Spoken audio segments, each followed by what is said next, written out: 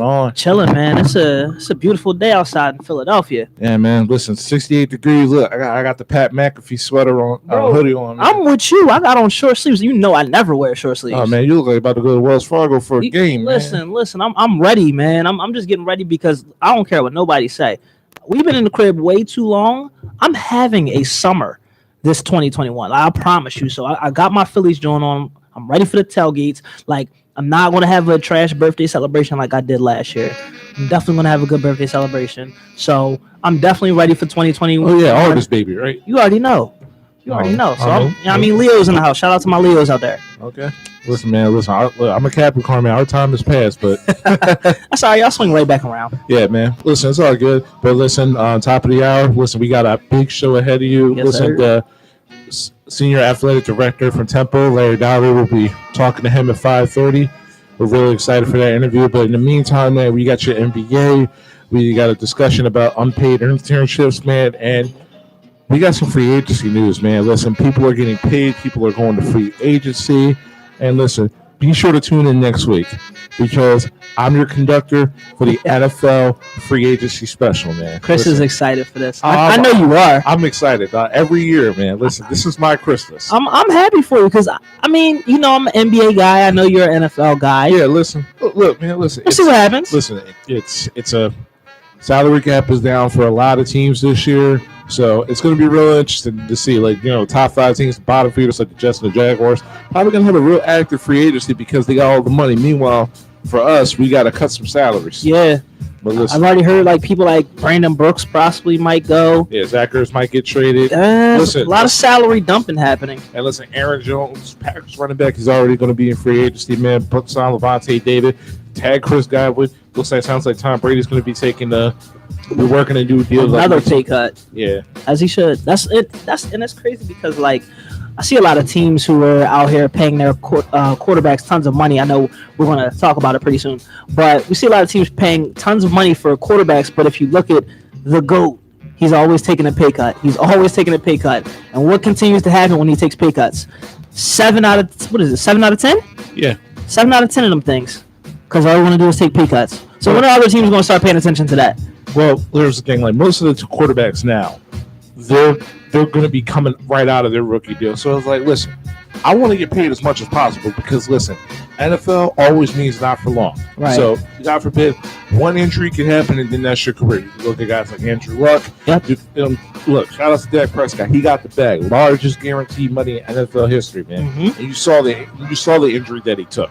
Yeah, but you know what though? He deserved it. He deserved it at the end of the day because the Cowboys only, I think, won 2 more games after his injury. So it truly showed his worth. Yeah, absolutely. And you also got to remember, man, Tom Brady, he's kind of a guy that can actually, you know, take that because his wife's worth more than him. Oh, wow. That's lucky. Yeah, man, listen. That's a blessing. Listen, man, not everybody has that luxury, man. Listen, everybody wants to make money because down the line, listen, if I win a Super Bowl, cool, that's nice. But in the end, pay me. Yeah, you gotta get that bread somehow, some way. Listen, man, because in the end, listen, if you're trying to tell me that an everyday average Joe is going to take a pay cut for a job to, like, you know, fill out other needs, no, I'm not going to do that. I can dig it. Yeah, man. Definitely dig it. Oh, bro, look who decided to join us. Welcome to the show. Yeah, well, after a month of hiatus. Welcome back, Colin. Hey, guys. Welcome back, Holland. What's up with you? You're good. I think you're good. You should be straight. Hey, y'all. What's up? Good to be back. Welcome. Back Good. from our back. That's good. Welcome back. Yeah. You know, glad to see you're still here.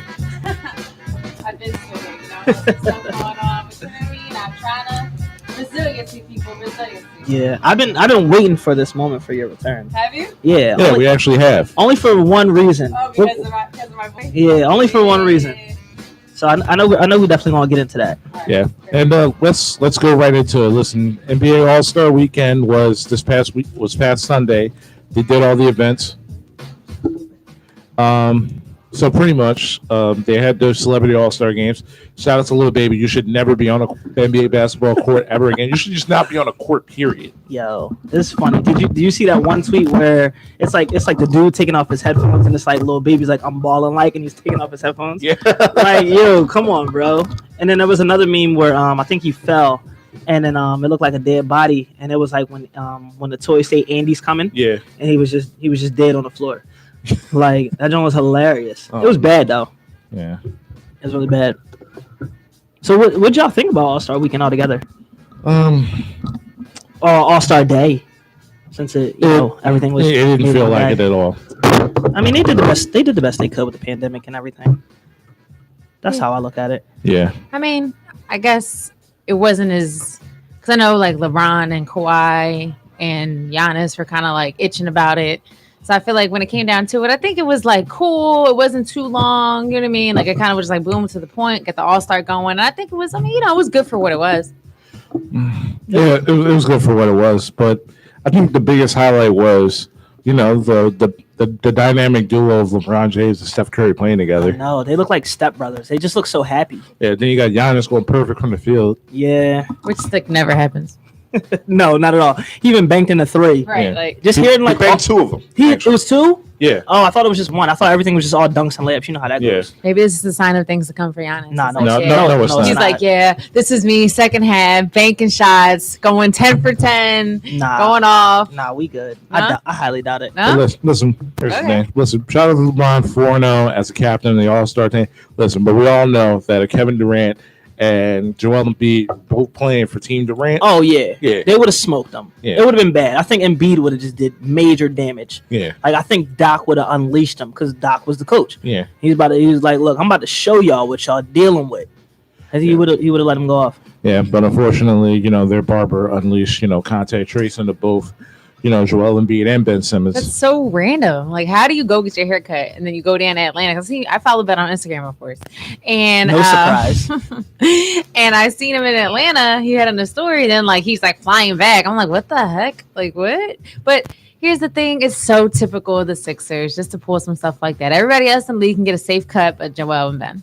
So that makes Yeah, sense. it's cool. It was a little bit of a sabotage, but it worked out because our guys got some much needed rest, and That's true. I'll take it because last year Ben got hurt in the All Star game. Remember he went for like a crazy like tip back dunk, Yeah. and he landed on his back, and he was never the same after that. So I mean, we don't need any more additional injuries going into a strong potential playoff run. So honestly, I'll take it. LeBron didn't want to play; he benched himself in the second half.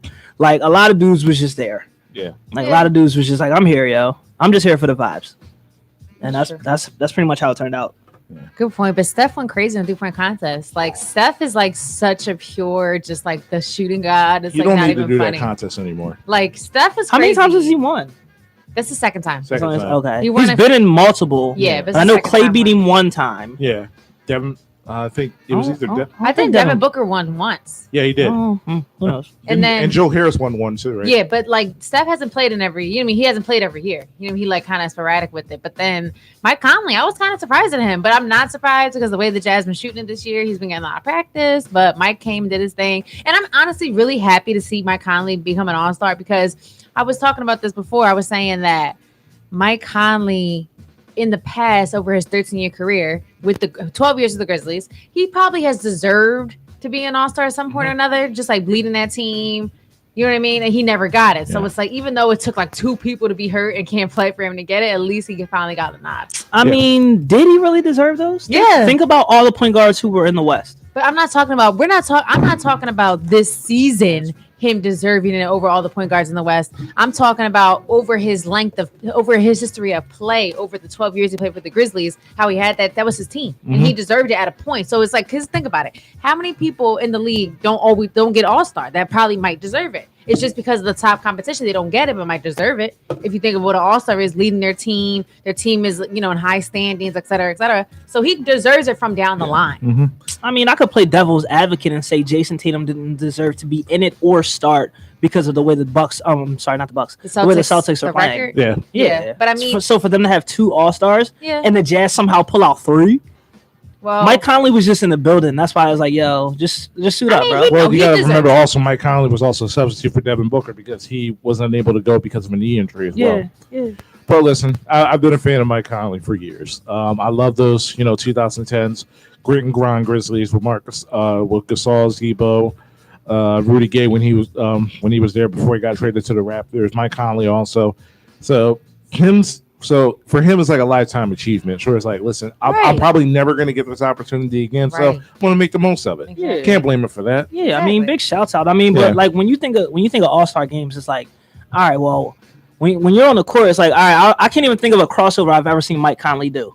Like I can't think of a time he put somebody on a poster, had somebody ankles going insane, a crazy. The I young mean- kids call it jelly. I haven't seen him do a crazy jelly. I mean, Anything like that? how many Grizzlies games have you watched in the past 10 years? I've watched a few because I like Zach Randolph, and also like when they had Mark Gasol. So I mean, it was a real grit and grind team with Tony Allen and Yeah, whatnot, but you gotta- Lionel Hollins as Yeah, their but you got to coach. remember, they were a fundamentally sound team. They weren't Yeah. flashy at all. I wasn't checking for them, but I watched. Yeah. But also, shout out to Steph Curry. He becomes, the fifth person now in NBA, seventh person now in NBA history to at least win the 3-point shooting contest twice. He still needs one more to tie Craig Hodges and Larry Bird all for the most times winning in the 3-point contest. But you want to guess the other four who at least won it twice? Reggie Miller? No, actually. No? I don't know. Listen, there's four. I'll give you one hint. He's a former Sacramento King. Peja Stojakovic? Yes, that's one. Yeah. This one's a former Jazz. Stockton? No. Hornacek? Yes, Hornacek, Yeah. Hornacek. Mark Price, I was never gonna guess that. and last one. He's a former Sixer, but he stole money. Brent Barry? No, Huh. Jason Capono. Oh, What the I heck? completely forgot about that. Everyone has. He ain't win it as a Sixer, though. He won it as a Bobcat. Yeah, Yeah, Jason Capone. or a Raptor. I got the last like 5 champions. So we got Steph Curry who won this year. Buddy Hield won last year. I didn't know that. Joe Harris won it in 2019. Devin Booker won it in 2018, and then Eric Gordon in 2017. So, all right, and then Steph won it again back in 2015. So Oh snap! Shout out to Daquan Cook winning it back in 2008, 2009. I haven't heard that name in so long. Yeah, like what? Daquan Cook. Jeez, I didn't. But yeah, it's still wild that Jason Capone won it twice. Yeah. Anywho. And Anyway, Yeah. back What y'all think to- of the dunk contest? I mean, I don't know. That's I mean, a good answer. It was all right. It was underwhelming. I feel like they didn't put their best guys there. I feel like if you didn't put your best guys, your marquee guys there, it's always going to be like, it's not worth I it. feel like Yeah. it was like kind of like the youngins dunk contest. It Like, was super mid. I'm not gonna lie. I forgot who Anthony Simons was. Yeah. Cassius, whatever. Stanley. Yeah. Cassius Stanley. The boy from the Pacers. Yeah. Yeah. His first dunk, like someone was like, I think Sharif O'Neal like tweeted like, you don't understand how hard this dunk really is, because I guess like the foot he came off of is the foot that he like pushed forward to like go Yeah. through his legs and then dunk. And even Kenny Smith, I was watching it today. He was like, he was robbed. That's a 50. He kept going on and on and on. Kenny, Listen, I'm like, Kenny, all right. Kenny, I don't want to hear anything about robbing anybody. You robbed Iguodala back in 2006. Oh, my First of all, God. D Wade, I'm so glad D Wade wasn't a judge. I was like, D Wade irked my soul last year when he like robbed Bull. Not Aaron Gordon. yeah, like he robbed Yeah. him. That was crazy. That was he was. He can never be a judge again. Yeah. Also, I feel like the slam dunk contest, it needs fans. So like you need that feedback. So For Yeah. sure. not having that feedback, like it kind of like you take away the hype. Now the one dunk, That's I feel bad for Obi Toppin. The dunk that he did, if Zach LaVine didn't make it look so easy last week during the layup line, Yeah. he probably would have got a 50 for that. But Zach LaVine was just messing around the layup line and did that. That was Kenny. That's what Kenny was saying. Yeah. He's like, he just did that like on a practice type tip. Yeah. But And when I mean, seen him do it, I'm like, oh, bruh, dang. If this was like 2 weeks ago, that would have been a 50. Like, oh my God, that's crazy. But then when Zach LaVine does it, it makes it look like it's nothing. yeah. Also, I kind of feel like the slam dunk contest, it kind of like peaked. So it's like there's no dunks really that people can do now without like props that like people are gonna like legitimately like get hyped for now. Right.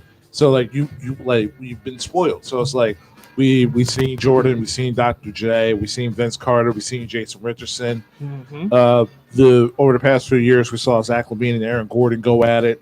So it's like us seeing those dunks now. It's like, all right, cool. Well, we've seen it before. So it's like it's unfair to like the new kids are actually going to be in it. But at I the wouldn't same- say unfair. You just got to be more creative. yeah. But it's like if everything is done, like what's creative now? I mean, we saw Maybe. what Zach LaVine and Aaron Gordon can do. They made things creative. Yeah, like thing with the car, that was just like, his own thoughts. Like, when he did that. I mean, you know what I mean? Like certain things you can just bring into it. Like when Simons, he like had the little hoop for his first That one. was dope. You know That what was I mean? dope. Like, but the way he just kind of kind of let it float into the basket, it made it like less like wow. But that Mhm. was kind of cool. And then the kiss one, I felt like I understand he's not gonna get as close to the rim, but like he barely kissed it. It was kind of like an air kiss. It I was just it was like- nice though. It showed you how high he got up. He definitely got Mhm. high, but I think Cassius's first dunk was better than the score they gave him.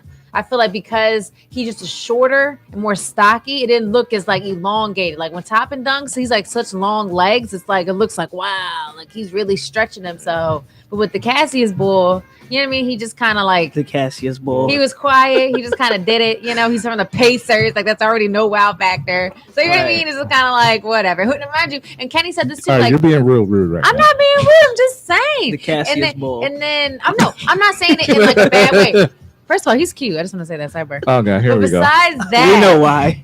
First of all, he's She actually wants to brown. watch your Pacer games He's now. brown skin. Welcome back, Carm. He's brown skin, so stop. Don't even do that. Anyways, my point is saying this. Even Kenny was like, it's because they don't know him. They don't know who he is. They're not giving Yeah, him the right score. Yeah, I didn't know bull for That's what I'm saying. can of So, paint. and I was kind of mad about that. Like, give him his props. Like, you know what I mean? Mhm. I'm just saying. I like him. I think he did good. I'm not hating on him. Yeah. And once again, you're listening to 98.5 WJYN, Running Back Sports Show, Sports for the Yeah. Culture. Chris Thomas, Mark, and Carm. Back. About 15 more minutes, we're going to have a call with the Senior Athletic Director of Temple, Larry Daugherty. And we're looking forward to that. In the meantime, we're still going to be talking some NBA, some mailbag questions, and some other topics that have happened, during the past 2 weeks of our hiatus. Mhm. We're sorry we've been gone that long, but a bunch of stuff in life happens. Yep. So, Yeah, it be life be doing it. yeah. So, Facts. yeah. Facts. That being said, I think it's time that we actually try to do like our midseason grade. So we picked 5 teams from the East and 5 teams from the West, and we're going to give them a midseason grade before the tip off for the second half. Mm-hmm. So without further ado, Mark, give us the first team from. Let's start off. Do you want to start with the East or the West? Let's start with the East. Let's start with the home team. I know we're going to dig back into it, but let's just start with the home team for now. Okay. The 76ers, so right now they're currently first in the Eastern Conference. We all know Joel Embiid's arguably best player in the world right now. Ben Simmons might be like the best defensive player in the league right now. Doc Rivers, arguably coach of the year right now. Sixers got a lot of good things happening. There's still some holes that can be improved. I give us like I'm gonna say a A minus. Okay. I'm gonna say an A minus. I want to say A. If we can get like one more piece and like improve our bench, we're ready. We're ready. I'm rocking with an A minus right now. All right, and we're gonna get our first call. Wireless caller. 98.5 WJYN, Running Back Sports. Who's calling? Hello? Hello. Hello? Hi, my name. All right. He said hi. Oh, but was that like a Yeah. Eh. But anyway, yeah, I agree. I get the Sixers an A minus. Joel Embiid has definitely turned the corner. The biggest issue with him was conditioning and his ability to pass out of the double teams. He's improved on both of that on dramatic levels. Ben Simmons has transformed into a guy who was just a first team all defender into probably the best defensive player on the planet right now. Tobias Harris has definitely been getting some reps in some big time games, proving himself that he can be the closer for this team. He's proved it against the game winner against the Lakers and their overtime win against the Utah Jazz, in which the Jazz shot 11 more 3-pointers than the Philadelphia 76ers. And the role players, I think Dwight has been a very good help and a very good steady mentor for Joel Embiid, alleviating him. Shake Milton is definitely our most important bench player coming off the bench. Is he? He is. He has 14 points, man. Listen, He definitely is. He can get his listen. own shot. If Jordan Clarkson didn't exist, Shake Milton would be in that conversation for 6th man of the year. For sure. Yeah, but Doc Rivers, Sam Cassell, they've definitely have been a big factor because when your two best players are playing at the capacity of what Ben Simmons and Joel Embiid have been doing, then everybody else falls in line. So, unfortunately, the biggest issue for them is depth. So I feel like they definitely do need to make one more trade to, compensate to solidify their bench. That's fair. Also, don't forget about my boy, the Furkinator. Come on, yo, stop playing with me, yo. What's wrong with Korkmaz, man? telling He you. contributes. Stop playing with He me. does his thing. Listen, Here and there. all I'm saying, Furkan Korkmaz is going to have a Terry Rozier playoff run like he did a few Oh, years he's ago. calling it now. Can't wait till he's Write it down, traded or people. cut by the 25th. How dare Wow. Cannot wait. Mark always got something like, you? Listen, man, this man probably is the Mark. best Turkish player in the NBA. I just don't understand your fascination with these bums. Like first it was Who else TJ is a McConnell. bum? First it was TJ McConnell. Now it's freaking Furkan Korkmaz. First of all, TJ McConnell's a solid backup point guard. No, he is. He's trash. He broke some record with steals or something, Okay, right? okay. All right, listen. Can I ask you a What? question? Who would you rather have as your backup point guard right now, Tyrese Maxey or TJ McConnell? Because he's a veteran. I want TJ McConnell. Duh. Okay, fine then. But he's not like he's not good. Okay, can I ask you a question? If TJ McConnell was coming off your bench and alleviating Ben Simmons, and like you got Shake Milton being your combo guard, would you be fine with that? No, he don't shoot. I'd still rather have TJ. I'd still I rather don't- have like Maxey. If Why you- is he not good? Why would you say he's not good? he's just an energy guy. He's not like a hooper. so how is that not good? I mean, anybody can give you energy. No, it's not true. And it's crazy- We've seen it. A lot of people cannot give energy. Nah, TJ McConnell's not it. What? Y'all need to stop, man. He's steady on the pace. He don't even play for our team no more. I'm just saying, like, don't Listen, knock, you're talking don't about a guy knock the hard work who and doesn't dedication. like TJ McConnell. Just But all I'm he's saying just is not. He's just not a hooper the way y'all act like he is. we're Mark, not who calling. are hoopers to you, Mark? People who know how to play basketball. Oh, he doesn't know how to play basketball. you all you said was energy. No, first of all, he has a little mid jumper that he does. He can do layups. He's a good passer. What are you talking about? Come on, yo, stop playing. He is. Listen, good ball handler, run. Good ball handler. Yes. What's You mean- considered good? Not turning the ball Listen, over. yes, because that's what you want from your backup Yo, point Mark guard. is never satisfied, man. Listen, TJ McConnell's Can't just a white satisfy Mark. Andre Miller. What? If he was taller, Yo, first off, don't if he ever was- disrespect Andre if Miller he like was that. Yo. taller, you wouldn't be saying this. It's just because he's short. No, he's just not a good player. That's not true. How is he not good? He's That's not, not true. good, yo. Anyways, my grade for the Sixers Yeah, thus go ahead. far is I would give them A++ with a red sticker. No, I'm gonna say A- as well, only because I think that our problem is we need someone who can shoot the three ball like consistently, like knock down, no problem at all times. Come on, yo, stop playing. So I feel like that's our problem. I think our defense obviously has improved a lot. Our bench is decent. And then honestly, when we played the Jazz, who is obviously the number one team in the world right now, our bench held them. You know what I mean? So I feel like our bench can play when they're all on, when they're all on go. Did our bench hold him or Joel Embiid hold him? Our bench was in by themselves, Mark. Thank you. Moving on. So I would say A- because they're doing well, but I feel like we do need something like that's either like Seth has to come. Like here's my thing with Seth. Let me just say this. I wouldn't want to say this.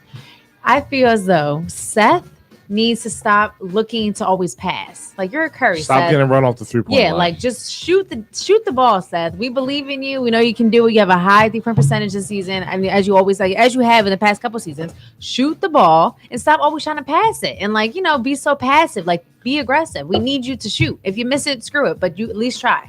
Because if you're not, listen, we'll just run you off the bench. We'll put Furkan Korkmaz. Yo, stop playing, yo. Chris. Well, I mean, they're both technically bench players. Seth Curry's not really a starter. Okay. He's really not. He's not. He's We know. I think we know that by now. Yeah, I think the hype should be done. Yeah. Like he If was contributes. if he was more aggressive, I think he could transform himself into it. But he doesn't. He doesn't have that. No, my aggression. thing is that when he started, when they gave him the ball, he would pull. But now he dribbles the ball up. So it's the same thing that it was the same issue I had with Tobias Harris last year. When you're wide open now, he gets run off the 3-point line. He dribbles for 5 seconds, tries to take the mid range. I'm like, listen, you're just shoot the 3-pointer, man. I mean, he hit them Jones, but I think you can't truly rely on him as a starter. No, it's not that, but it's like the Sixers way too many times they trade threes for twos. Yeah, it's like- that's what's been hurting us So like recently. if your best 3-point shooter keeps getting run off the 3-point line and keeps settling for twos, that's not going to win you games. Yeah, I When agree. you get the ball, just shoot the 3. Yeah, And worst case scenario, we're running back on defense, and we got one of the best defenses in the league. So yeah, but he don't have like that JJ Redick, Steph Curry, Marco Bellinelli ability to shoot off of the screen. That's why he's gotta do the little pump fake and step in for the mid range. Like Like if he could do that, Yeah, then but we're also at the talking same something time, different. we've also seen him make deep threes. Yeah, Like he those- can, but they ain't coming off of like those dribble handoffs. They're not coming off of those. I think it's all about his mindset. I just think in his mind he doesn't have the confidence maybe because I think after he got sick, I started to notice, you know what I mean, he just kind of hasn't been the same. I feel like he just needs to be confident and just shoot the lights out. Yeah. Right. Period. Yeah, I agree. I still think that we don't really know the lingering effects of COVID. Yeah. And I feel like he truly hasn't been the same player since. Me neither. That's what I'm saying. So, yeah. I Yeah. like Seth though. I'm Yeah, a fan. I like him too. But listen, that's why I like my boy Furkan. Whenever he gets the ball, he Oh puts it. my god! I'll give him that. He is a freaking And that's what we automatic need. assault weapon. Yeah, he does. He I don't does. care. He's not afraid to Right. shoot Listen, man, listen. He pump fakes still at that 3-point line. Bam. He'll pull. Listen, I don't care if he goes 2 for it. Look, 8. I wish always everyone pulling. could see Chris's happiness in his Could face. not. I can't wait till he's in the trade package. I wish everyone can just Why would see you want Chris's that? face. The happiness. Because I don't want him on this Listen, team. in the anymore. word Michael Scott, why are you the way that you are, man? Cause man, Chris can is smiling wait from ear to- to ear. I don't want no more bums on this Mike team. Scott. Oh What's up my with god, Mike how many Scott? bums do the Brooklyn Nets have? Come on, why are you, I'm a Sixers fan? Why are we talking about the Brooklyn Nets? Are you? Listen, I'm just saying. Listen, how many bums? You are annoying. Listen, only time we ever talk about quote unquote bums is when we talk about the Sixers. How many bums are on the Brook? I don't know. I'm not. Their A, whole I'm not a bench. Nets fan. Their How many whole bums are on the Boston bench. Celtics right now? I don't know. I'm not a Celtics fan. Listen, they got I don't know. Tatum. They got Jalen. Are They tho- got those bums now? No. I'm saying they got They got Tatum, of course, my boo. Jalen. They got Kemba at times, and they got freaking Marcus Smart. Marcus Smart. Marcus Smart. Yeah, and the rest are bums. Okay. And all we got is Ben Simmons, Joel Embiid, Tobias Harris, and technically the rest are bums. Listen, all I'm saying is this: when you need that go hit 3-pointer in a playoff series, in a You know, game six- Korkmaz is not even making the rotation. yes, he is. Okay. he will. I will bang my brains out if he does. Korkmaz is why? What is up with this Korkmaz thing? Where did this come from? This happened over the last 2 weeks. No, You I've just always been formed- like this. It's just forming in your heart. No, Chris knows what he's doing. He knows I can't stand Furkan. That's why he's doing this. Listen, the guy's improved his 3-point shooting. I mean, the guy was already at 40% three. He's taking And it that's off. the only reason he's probably still in the He NBA. could take it. He could take it off. The Oh dribble. my He's God. taking it off the dribble now, and more importantly, his defense has improved. He's getting them. He's No, getting his those. defense has improved. He's getting those deflections. He's getting those steals, man. Listen, That's all you can ask for. Play your role. listen, exactly. Listen, well, am I expecting Furkan Korkmaz to, be James Harden? Or Sounds like it. The way you giving Furkan love on this show, Listen, it just hold doesn't on. make any sense. Listen, here's my thing. Listen. I'm just saying. One night where we needed bench production, him and Shake Milton combined for 42 points. That was beautiful, and that was very needed that game. Oh, so Yeah. now it's okay. Then it's okay. It's fine. He's just Let not people good. He just- shouldn't really Oh, play. who is good? James Harden. That's it. Period. James Harden is Why, good. so why do y'all want to keep bringing up Because it's just old like stuff? Y'all want to bring up because- Brooklyn. Okay, Y'all, I'm all not I'm even saying- talking about okay, that. all I'm saying is this: you wanted Isaiah Joe over Furkan Korkmaz. I still want Isaiah Joe over. Oh, Furkan. where's Isaiah Joe now? Unfortunately, because he wasn't in a rotation because he's a rookie, he's getting some reps down in the G League, and he just had 27 the other night, all- shooting 7 for 15 all I'm from just- the three. Look, all I'm just. Now we're counting G League now. Hey, I'm just saying we had a hey. call. I'm just saying we had a call a few weeks ago with Kai, and we both agreed with Kai that we can't make much of what's going on in the G League. Especially when we was talking about Paul Reed. Now all of a sudden Isaiah Joe, we need him. I'm just saying what he did. Okay, and all I'm saying that I don't even think Furkan could average a dub in the G League. Okay, so who would you? So if you get anybody okay, else that's fine. in the But he league, got who would you- 19 off the bench in the actual NBA with That's actual nice. players. All right. Everybody who would has you a good want- game. Who would you want instead of Korkmaz? Like as a role player, like to help. Who's better than Korkmaz in the same kind of role, same kind of position? Who's better? That's a good question. That we actually get. Now we could actually get. Interesting. If you're gonna have these problems, have some solutions. Fair. How about this? Later on in the show, re-ask me this question. I'll have my stuff ready, my research, And just and I'm going to answer that question. And just for the record, Shea Gilgeous-Alexander, because we did our draft, he's not available. I'm just saying. I know, and that's not realistic. Yeah. Okay. And he's way better than Corky. Oh yeah. Obviously. Well, I mean, he's like the star of their team right now. Yes. So Listen, you gotta get over this Furkan stuff, man. Listen. that's You Chris's need to boy. stop bringing it up. Chris's Listen, smiles it's time from for ear the to ear. Furkinator. I'm just saying, man. It's Listen. time for the You need Furkinator. to stop bringing it It's up time at for all. the Furkinator. I'm just saying, man. Hate is an ugly I color. like that. I like that, Chris.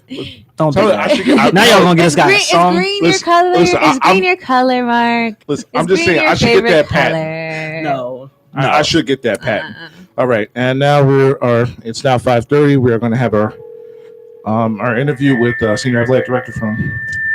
Ooh. Hello.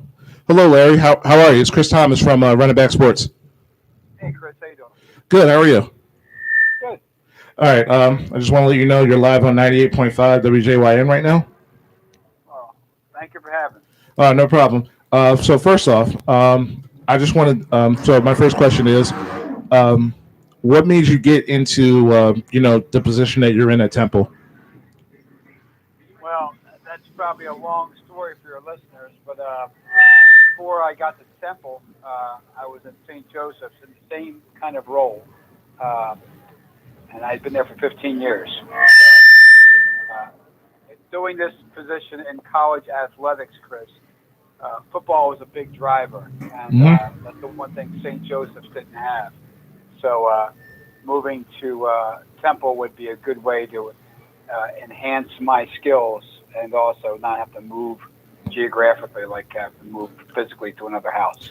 Okay. Well, So actually it worked out well. Okay. Well, I'm a huge football fan as well. So, what about the game of football made you transfer over from St. Joe's to Temple?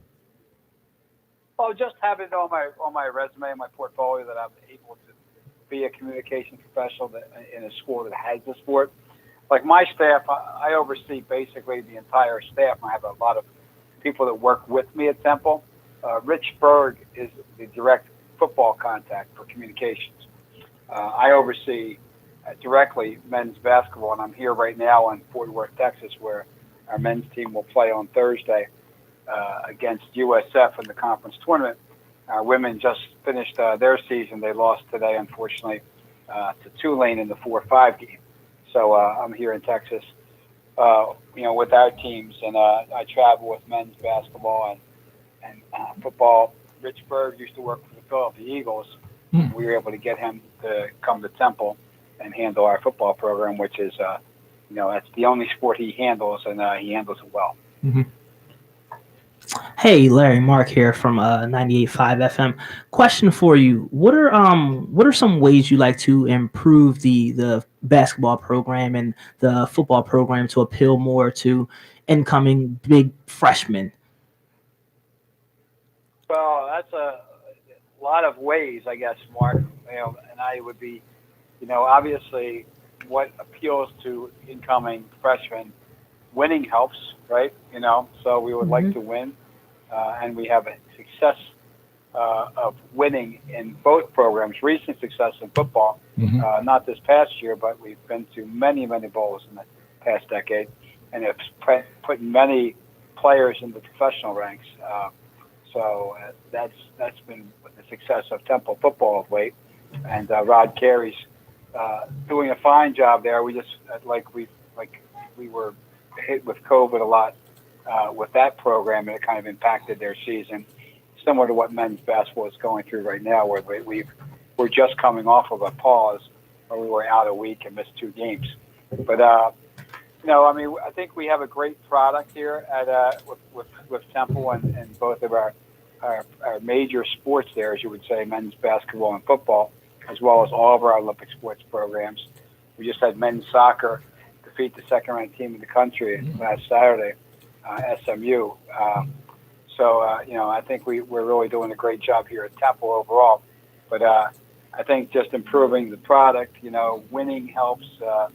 We've invested a lot into it, and this year we just would have to just kind of throw away as, it's for all schools. It's been very, it's a one-off year where, COVID has impacted schools in different ways. Right. Hey, Larry, Carmen here. I just had a question for you. So, I know, there's always the talk about sports and academics and the importance of academics within, collegiate sports. So I know that Temple is one of 8 football subdivision schools to have 10 or more sports programs recognized by the NCAA for academic performance. And I know last year Temple had a record of 10 of your athletic teams that were recognized by the NCAA in that particular field. And I saw that men's basketball was one of those too, which I think is really impressive. So for me, my question is, what is the culture for you? What is important for you at Temple, just like with pushing the academics and the balance of sports and school? Because obviously we know there's there's big attention for sports, but you're still Temple University, which is a place of academia. So what is the culture or importance to you that Temple has for your athletes? Well, that's a great question, Carmen. Here, I can give you an easy answer: is that we really stress from the top down that student athlete really means student first. We want our young men and women to succeed in the classroom. We have a great academic support staff led by Justin Miller in the Nancy and Donald Resnick Center. And we've really enhanced that. I've been at Temple 18 years, and it has grown more than any department in athletics. And we provide all the support possible for our student athletes to succeed. And, we're I think it's like 12 or 13 semesters now that we've been over at 3.0. It seems every semester we set a new record for cumulative GPA for our student athletes. So if we, I think right now we're probably around the 3.2 overall for our combined 500 plus student athletes. So it really is amazing to see, and a lot of hard work goes in from our academic advisors, and I'll give credit to our coaches too that have really bought into the fact that, obviously we want to succeed on the playing field, but we want to have our young men and women succeed in life. And we've also have done a great job in putting them in place to succeed professionally in outside of sports by having advisors, not just advisors, but people that are going to be career placement, personnel to help them kind of grow and find their path in whatever choice they make into what they're going to do with their lives after they graduate from Temple. So I really, it's really been a source of pride for all of Temple University how this our academic support has really helped grow our student athletes, and I'm so happy that they're getting the recognition they deserve. Yeah, definitely. And I think that's a great, selling point even for parents of your athletes. It's like, listen, Temple, we're great at basketball, whatever sport they're going for, but we also have such a high recognition in the NCAA just for our academics alone. I think that's great. And I was so happy to see that, just from home university like Temple. It was just nice to see. Yeah, no, it was when I first got here, we were not doing well in that area, and I was so happy that we put that much emphasis in it. Now we're one of the best in the country at it. Yeah. Hey, Larry, Chris again. Like you said, you've been at Temple for 18 years. And so, unfortunately, with the passing of John Chaney this past January, what was your relationship with him and how were you able to, when you heard the news of his passing, how did it affect you? Yeah, greatly. I appreciate that question, Chris. Greatly affected me. We were very close. I would talk to Coach maybe once a month. We would talk for a half an hour or more about life, politics, as he would sometimes get into, and just basketball, sports, how the guys were. And he was just an amazing man. He touched so many lives. And, when I heard the news, someone called me, one of my administrators, our deputy AD, Craig Angelo, said that someone called him that Coach Chaney had passed, that it was on Twitter. And there was only one tweet out there. And so I reached out to his son. First, I reached out to Coach's cell phone, and he didn't answer. So I reached out to his son, John. And John told me, and he had just passed maybe within that hour. Wow. And then I started going into communications mode and saying, okay, we won't say anything right now. Let's make sure all the family's notified, make sure everything's there. And then I just said, what am I talking about here? And I said, I'm so sorry, John. And we just kind of cried together, because, he was such a great man. I mean, and my memories of him are not about him coaching, to be honest. I mean, or about how he was around other people outside of basketball and how he made people just feel special. And that's the kind of person he was. And I was so happy to see all the great stories about Coach Chaney that happened over the the past week or two. I mean, the week or two after he passed. So. So like, what was like the biggest takeaway from you? Like, what was like throughout all your time talking to Coach Chaney? What was like the biggest piece of advice that that stuck with you for like, will pretty much stick with you for the rest of your life? Yeah, well, I mean, I think the one thing that he never was. He was a humble man. He really didn't. He never really worried about what people thought about him, and he never really worried about how people with the accolades he might have gotten. He just really he had a great way of putting things in perspective, and I tried to emulate that too, to keep things in perspective. Never got too high on a win or too low on a loss, and he always was able to be honest, just be able to think of other people is what I take from Coach Chaney. That think of them first. And I'll give you one example. Everyone might recall, maybe you don't, that when we would go to St. Bonaventure, at times the fans were crazy up there in Olean, New York, and they supported their team, but they would sometimes boo and throw things at Coach Chaney, and it was a good little rivalry. But the funny thing was, in that competitive thing during the game, the hour before the game, Coach would sit in the stands and have soup, and that's and that would be a normal thing you would do. But the St. Bonaventure fans knew he would be doing this, and they would line up to sign autographs. Mm-hmm. Now here's Coach Chaney while he's having his soup, signing these autographs, smiling and talking to these fans that he knows are going to boo him and heckle him the entire game. And it just was not surprising, just knowing the man that's he wanted to make others happy, and he didn't really care about his feelings. So there's so many stories like that, but that's one that sticks in my mind. Wow. Awesome. Larry, Mark here again. I wanted to kind of talk a little bit about Aaron McKie and how he's leading the Temple men's basketball team. What type of impact has he brought to the basketball team, the school itself as a whole, with also being a local guy? Aaron's such a genuine man, Mark, such a genuine man. He's I've been fortunate in my career to work with people like Aaron, like Fran Dumpy, like Coach Chaney. I worked with Phil Martelli when I was over at St. Joe's. People that really you entrust your sons with, and he really is like Coach in a way where he'll talk to his guys, put things in perspective, talk about over this past year, as we've all seen, the social injustice and the issues, and be very open and honest with his players.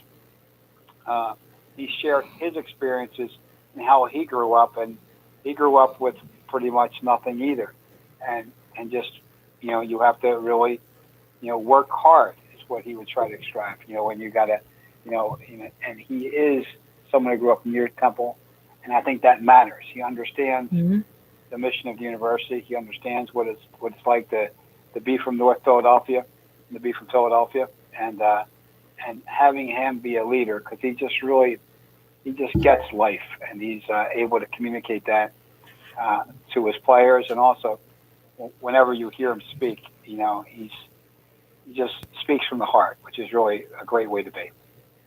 Yeah. Larry, once again, thanks for taking the time to call in and do this interview with us. We truly appreciate it.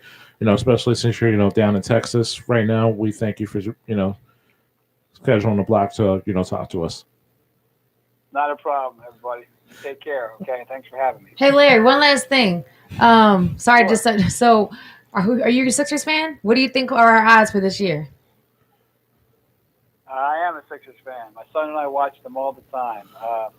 Sorry to see our two guys not play in the All-Star game because of, I think, being contact traced. Uh-huh. But, I really I think Joel Embiid has to be the MVP of the NBA this year, unless he doesn't have the similar second half that he had this incredible first half. I like the way they are. I've always liked Doc Rivers as a coach, and I think they can get there. I think they have the weapons to get there. So, but there's a lot of good teams out there. Right. My son always says, "Well, what do you mean? Are they going to win it?" I'm like, I don't know. I think they have the potential to be a champion. but I think that they're going to win the East. Now, how if they get to the West and a champion in the finals, we'll see. But I really like where they are. And knock wood, there's no injuries because Not going to win there, yes. yeah, Joel Embiid is a presence on the court. Very difficult to defend and has so many tools. It's amazing watching him play. Right. There's no one like him in the game, and if we keep him healthy, I think he can take us to the title. All right. Thanks, Larry. That's great to hear, man. All right, Larry. All right, take care. All right. Good luck down there. Thanks, appreciate it. All right. Take care. And you're listening to 98.5 WJYN. Running Back Sports. You got Chris, you got Mark, you got Carm. And that was Larry Daugherty, the Senior Athletic Director from Temple University. That was a great call. Yeah, Yeah, I thanks, liked Larry. it. That was Yeah, really he was on in point. depth. Yeah, it was He cool. was definitely on point. Carm, that was a good question you asked about the academics and everything, because I didn't know Thanks. Temple was excelling that much on the academic side. Like everyone having above a 3.2 average, I believe he said, is Mhm. fantastic. In so many sports. I mean, not just like basketball. Like they're doing all across the board. Yeah, and Volleyball, rowing, all Yeah. that. yeah. If I'm a parent, despite being in the heart of the city, I might want to have my kid go to Temple. Yeah, it's a good look. Yeah, definitely is. Absolutely. So let's dive right back into, like our mid-season grades. So Okay. let's not harp on it a little too much. We all give the Sixers an A-, so let's move on to the next team. Who's up next, Mark? Next we have the Brooklyn Nets. I didn't choose them, by the way. Chris did, so I don't need nobody asking me any extra questions about. Okay. You didn't fight like me. that. You didn't fight me for it either. I mean, I didn't because we already know. Yeah. Ain't no Oh. need. All right. Yeah. For the Nets, gonna give him an A- also. Yeah. And listen, shout out to James Harden because Harden came into a Nets team in which they didn't have a lot of depth. Kyrie Irving's missed games. Kevin Durant has obviously missed games because of contract tracing, still lingering issues with the hamstring, and not a lot of depth. But Harden's leading the league assists, still averaging 29, nearly averaging a triple-double. So the fact that Harden was able to come to the East and still replicate what he did for the Houston Rockets is definitely something that shouldn't be sneezed at, and definitely should be putting him in that MVP conversation. Wow. I'm rather shocked of you, Chris. I'm rather shocked of you. Huh. But Okay, Mark, have your little listen, moment. I can be objective without calling people bums, Mark. all right, it's cool. I just do the eye test. I mean, Have your moment in the sun. I'm not. What moment? I am a Sixers fan.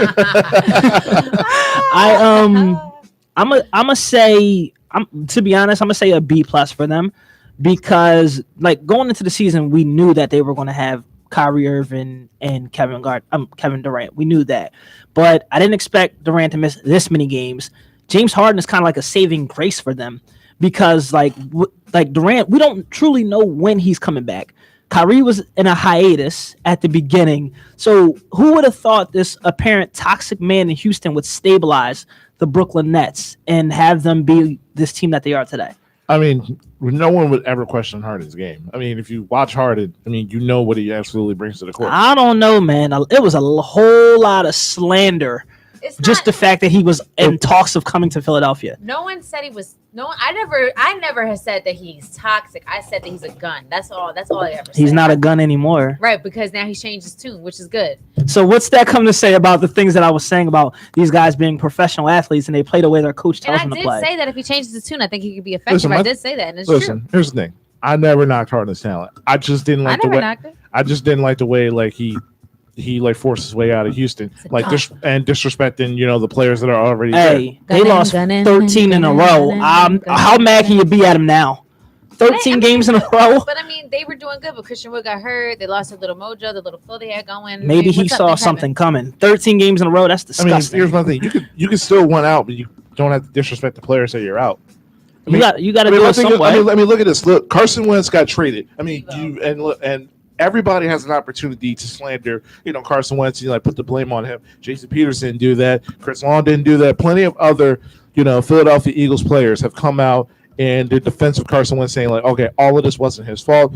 It was much as the organization's fault, as much as Carson Wentz deteriorated play last year. Like there's certain ways to just go about and be a professional. Be a So my class thing act. is that, listen, Harden is going to impact whatever team he's on because he's a top top 10 player, top 5, however you feel.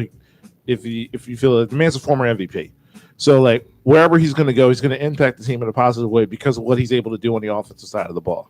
Yeah. I just didn't like the fact that he just disrespected the players that he just disrespected and alleviated blame on everybody else and didn't take responsibility for what he did in Houston. I mean, responsibility. I mean, first off, they're about to retire this man's jersey, like while he's still in the league, That's which is crazy. Of course, they're gonna do that. Yeah, as they should, but not while he's still a current player. Like they were contemplating that. But just to kind of piggyback off that a bit, like how else was he going to do it? He's going to be a saint, Classy? like Drummond over in Cleveland. Be a class A. Like he's going to be like how else are you going to do it? The owners have complete control. No, it's true, but it never costs to take the high road. You're never bad taking the high road. He would have been in. He would have still been in Houston playing half basketball. He could have been demanding behind the scenes to leave, complaining, moaning, crying behind the scenes to leave. He would have highly got his way and still kept his reputation intact. But he chose to go to the route of there's something we can do. I mean, I don't know. Like his reputation is back. The day before he leaves, the day before he knows he's leaving, extra and unnecessary. Nah, I don't think he knew he was leaving. I think that was like, all right, we got to get him out of here now. No. I don't think that. Either way, fine. Everything's great because he's winning. That's all everyone cares about is winning. So he's winning, so that's fine now. But still wish he was doesn't change the point of what he did, how he handled it. There's always 2K for that, Mark. I know. It don't change the corniness of what he did. Oh no, go ahead, Carm. Give your grade. Yeah, Chris. No, you didn't give your grade. You didn't give your grade for the I said B+. Oh. I said A-. I give him a B because. I mean, I expected the offensive power. I expected the domination offensively, but they don't really have a bench. And, it's just yet to be seen what's going to happen with them. I mean, they're always going to shoot everybody out of the gym, but but they also traded their only defender. So yeah, but I mean, just to play devil's advocate, do you need defense when you can put up 140? I know that some teams can do it a game or two, but you ain't doing it every night with them. Okay, but also I'm just saying, like, one of those guys have an off night. I'm just saying. Yeah, I'm just saying. How many teams putting up 140 with them? And I mean, but I don't think defense can ever be negated. It's okay, something that's secondary. then I'm just saying, then when the postseason comes around, you kind of need that defense because the game slows them down. There's less possessions. Every possession matters. I agree. With every possession, ain't a lot of teams putting up 140. That's all I'm saying. Okay, but all I'm saying is this. Kyrie's already won a championship. Yeah. Kevin Durant's already been a champion as well. So we already know how those two get down in the postseason. In the end, all the pressure's on James Harden. It's not. Yeah, it is. How is that? Because the two guys that he joined already won a respective championships with two different teams. So now all the pressure goes on James Harden. Doesn't even make any sense. I wouldn't use the word of pressure. I would just say the eyes are on him because he's the one that's failed his team in the playoffs every season. Failed his team by making the playoffs every year and going to the Western Conference multiple times. He did not take them across to the promised land. I'm sorry. You have two MVPs. You have two MVPs. One in which hasn't still won a championship, and one still hasn't had that signature moment of getting a team to a finals. A guy who constantly be put in a conversation. You in particular puts this man as a top 5 player in the NBA, and he still hasn't gotten his team to an NBA final. So he ain't the general manager. What? Now he's gonna say he didn't have any help. Okay. So how did Westbrook get traded to Houston? Chris Paul, Westbrook. Man. We're not doing this. We're not doing this. All I'm saying is, Mark. The truth of the matter is, I'm just saying, just stop this making James Harden his victim of circumstance. Right? He is a victim of circumstance. He's not. He had help. He had all the help in the world. He didn't come through. Kyrie gets no ring without LeBron. There's a reason why the Houston Rockets were second in 3-pointers behind the Golden State Warriors. Because they designed the roster for James Harden to be the primary ball handler and shooters around him. Yeah. And all I'm saying is this. That didn't work. And more importantly, if you're Golden State did it better. Golden State didn't play how the Rockets played. Don't compare the two. No. I'm not saying I'm not comparing. I'm saying Golden State did it better. Oh, and the Rockets were still up 3-2. Hey, it happens. Bro. And the following year, Kevin Durant didn't play, and then they had a chance to save their season. The Warriors blew a 3-1 lead that year too. That's fine. Either way. That's right. The Warriors won beforehand, and then they won 2 after that. It's cool. We'll see what happens this year. We'll see what eyes are not on Harden. We'll see what happens this year. They are. Yeah, it is. I mean, he's the best player on the Nets right now, so it kind of is. The man I second know. MVP in my opinion. He's Yeah. the one that has not proven himself to be a champion. All right. Anyway, next team, Boston Celtics. Thank right? you, please. I'm gonna give them a C, just not even a C plus. Like the talent that they have with Jason Tatum and Jaylen Brown, I feel like as the weeks go on, I like Jaylen Brown more and more and more. Like he's really a hooper. He reminds me of like a young Paul George in Indiana. Like the way he can score, the way that he can defend the ball, the way he's just athletic, does whatever he wants on the court. He really reminds me of Paul George when he played for Indiana. Like sadly, Paul George don't really play like that anymore. But I just really like Jaylen Brown a lot.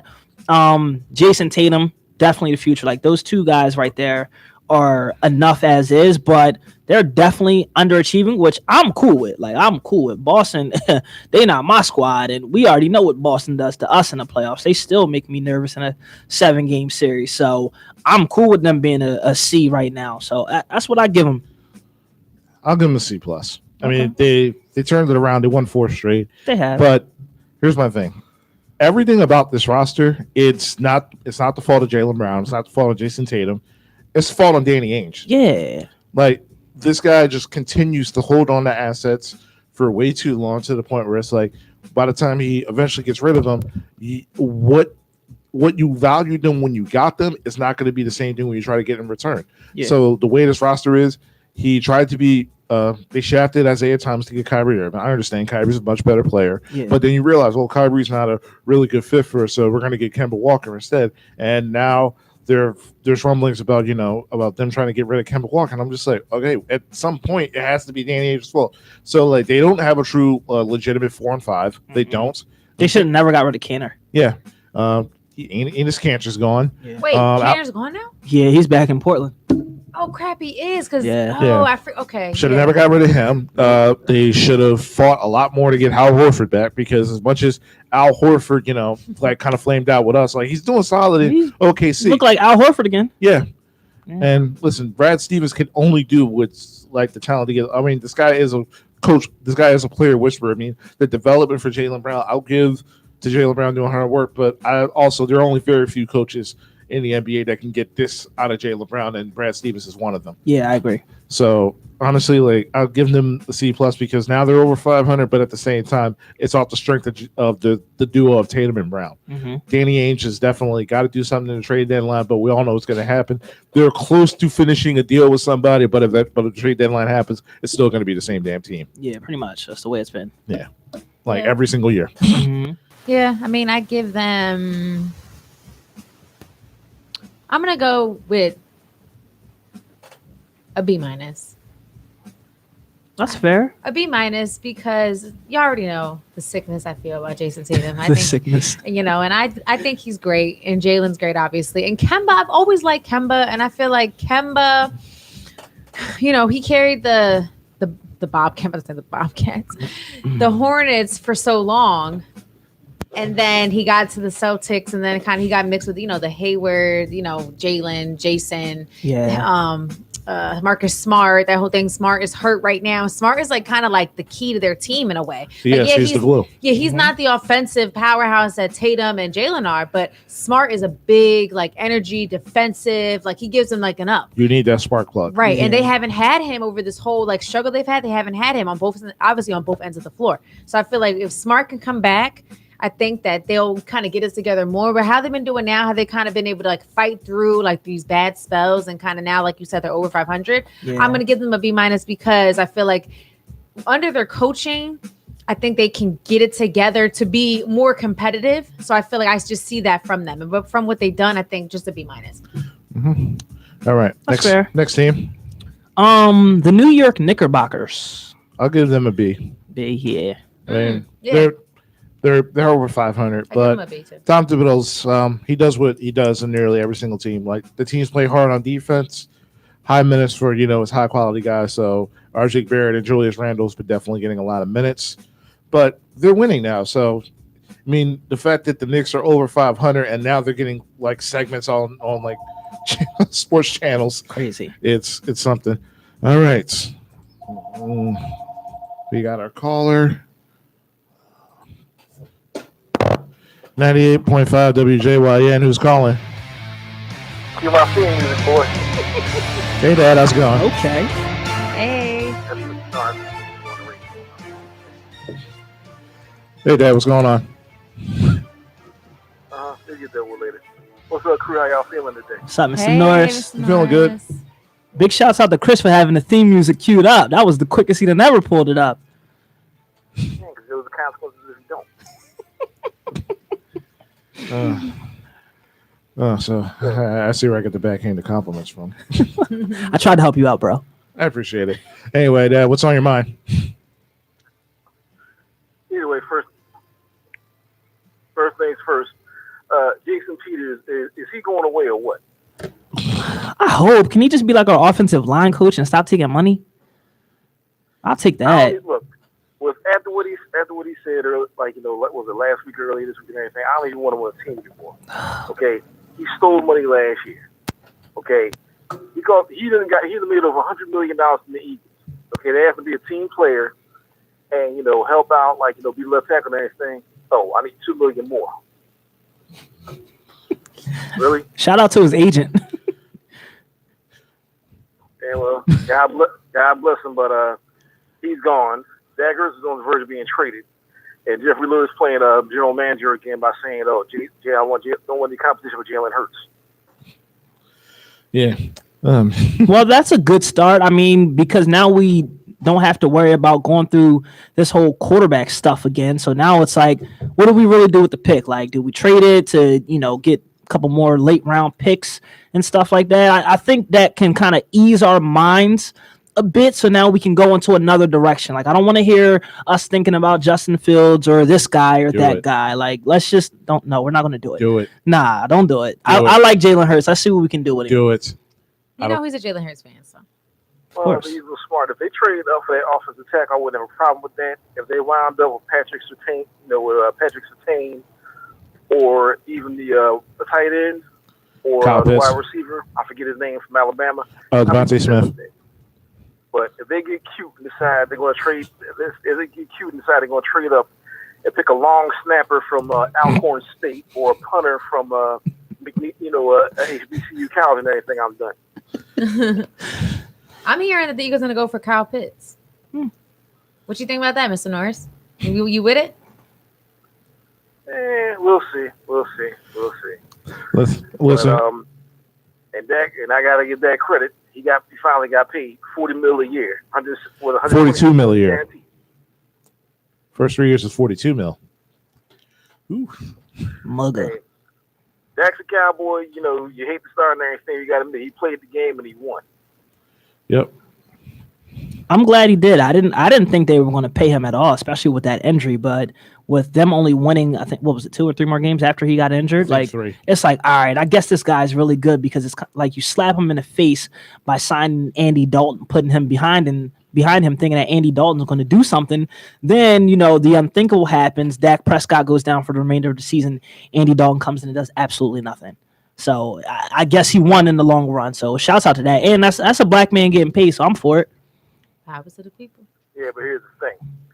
Dak don't deliver a Super Bowl to Dallas and everything. Everybody's going to be looking at him like, because I remember, Dak ain't even been to a conference championship game yet.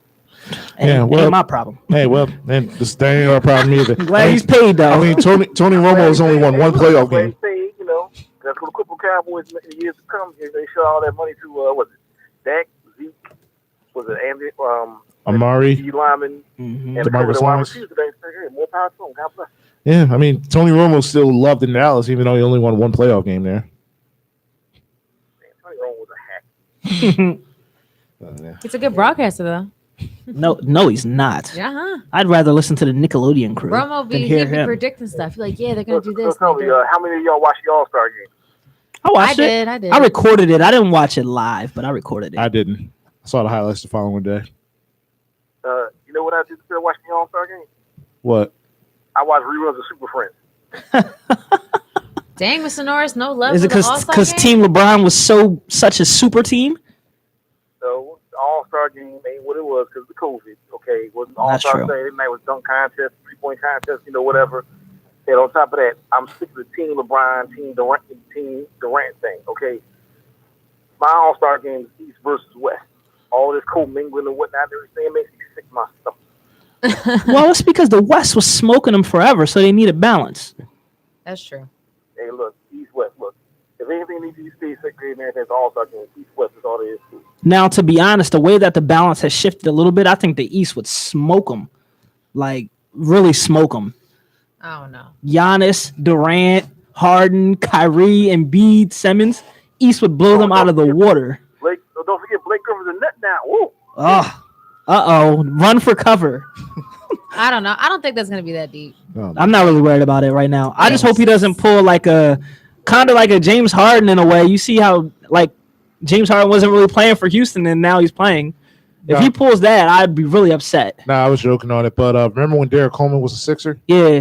That's Blake Griffin on the Nets. Ooh. Dang, Chris got no respect. Ooh. No love. I mean, we'll see. Well, No nah, love, no Chris, love. back it up.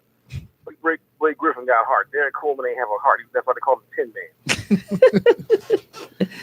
If Blake Griffin can somehow do something he's never done, like protect the rim and maybe aggressively rebound and stretch the floor, he might be able to help them. But I don't know. I still see. I'm gonna have a talk with you after this. What you mean? I'm just being real. He never protected the No, rim. it's cool. I'm gonna have a talk. He with you wasn't after a this. crazy I'm gonna have a aggressive talk- Griffin rebounder. fan, Chris? No, I'm gonna have a talk with you after this. Anyway, Oh, all right. And y'all need to watch out for the Nets because now they're talking about the Nets are on the main team to get Andre Drummond. That's going to be disgusting, and I hope that doesn't happen. If that happens, that's wild. But I mean, that's no problem for Embiid with Andre, but just the collection. But that means they're gearing up to face the Sixers if they're trying to get Drummond. all that to stop Embiid. Hey, look, I'm so proud. I love Who it did too. tweet all that to Still got stop? one big Who? move to make. Hopefully. Me personally, I don't look. If they can get Kyle Lowry, okay, fine.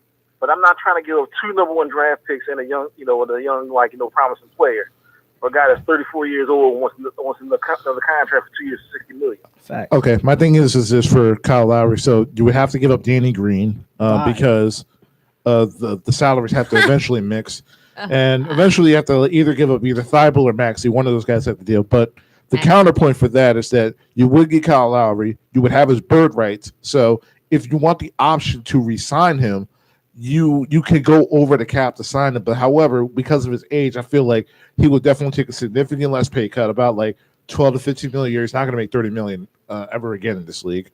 So I feel like Kyle Lowry. Was like 5 years younger. I'd be all in for it and everything, but he's 34. Yeah. Okay. That's like 46 in basketball years. But he's still so Kyle effective, Lowry though. is not LeBron James, but I hate LeBron James. Dude is a cyborg. He's pushing 36. Yeah, crack baby. Okay. All I know is it's going to be the playoffs are going to be very interesting, Mhm. to say the least. Yeah. Okay. Hopefully Joel stays hungry. Okay, Ben does what he does and everything, and Tobias Harris can, still play at his elite level, and the bench, bye. Mr. Norris, real quick, like who would you want on the team? Because we have to get another piece. We have to. Who's ideal for you? That's realistic. Like I don't think Bradley Beal is realistic. I'd want somebody on the sheet that can be productive.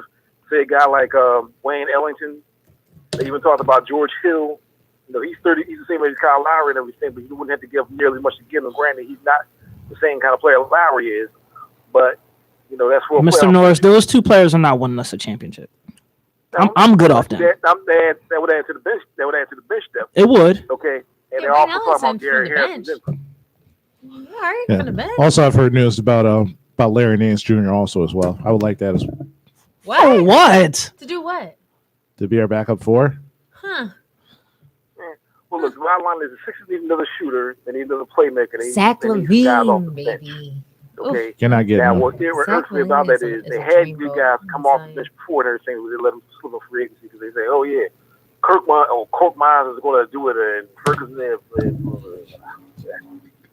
I ain't gonna talk about Corky. Burkinator, baby. It's time for the Corkinator. It's time the for way the the Sixers Corkinator. bench is right now and everything, with the exception of Milton, Maxey, and Thibault and everything, they might as well put the whole Blue Coats roster on the main roster. Oh, Yeah, I Mr. said it. Norris. Might as well.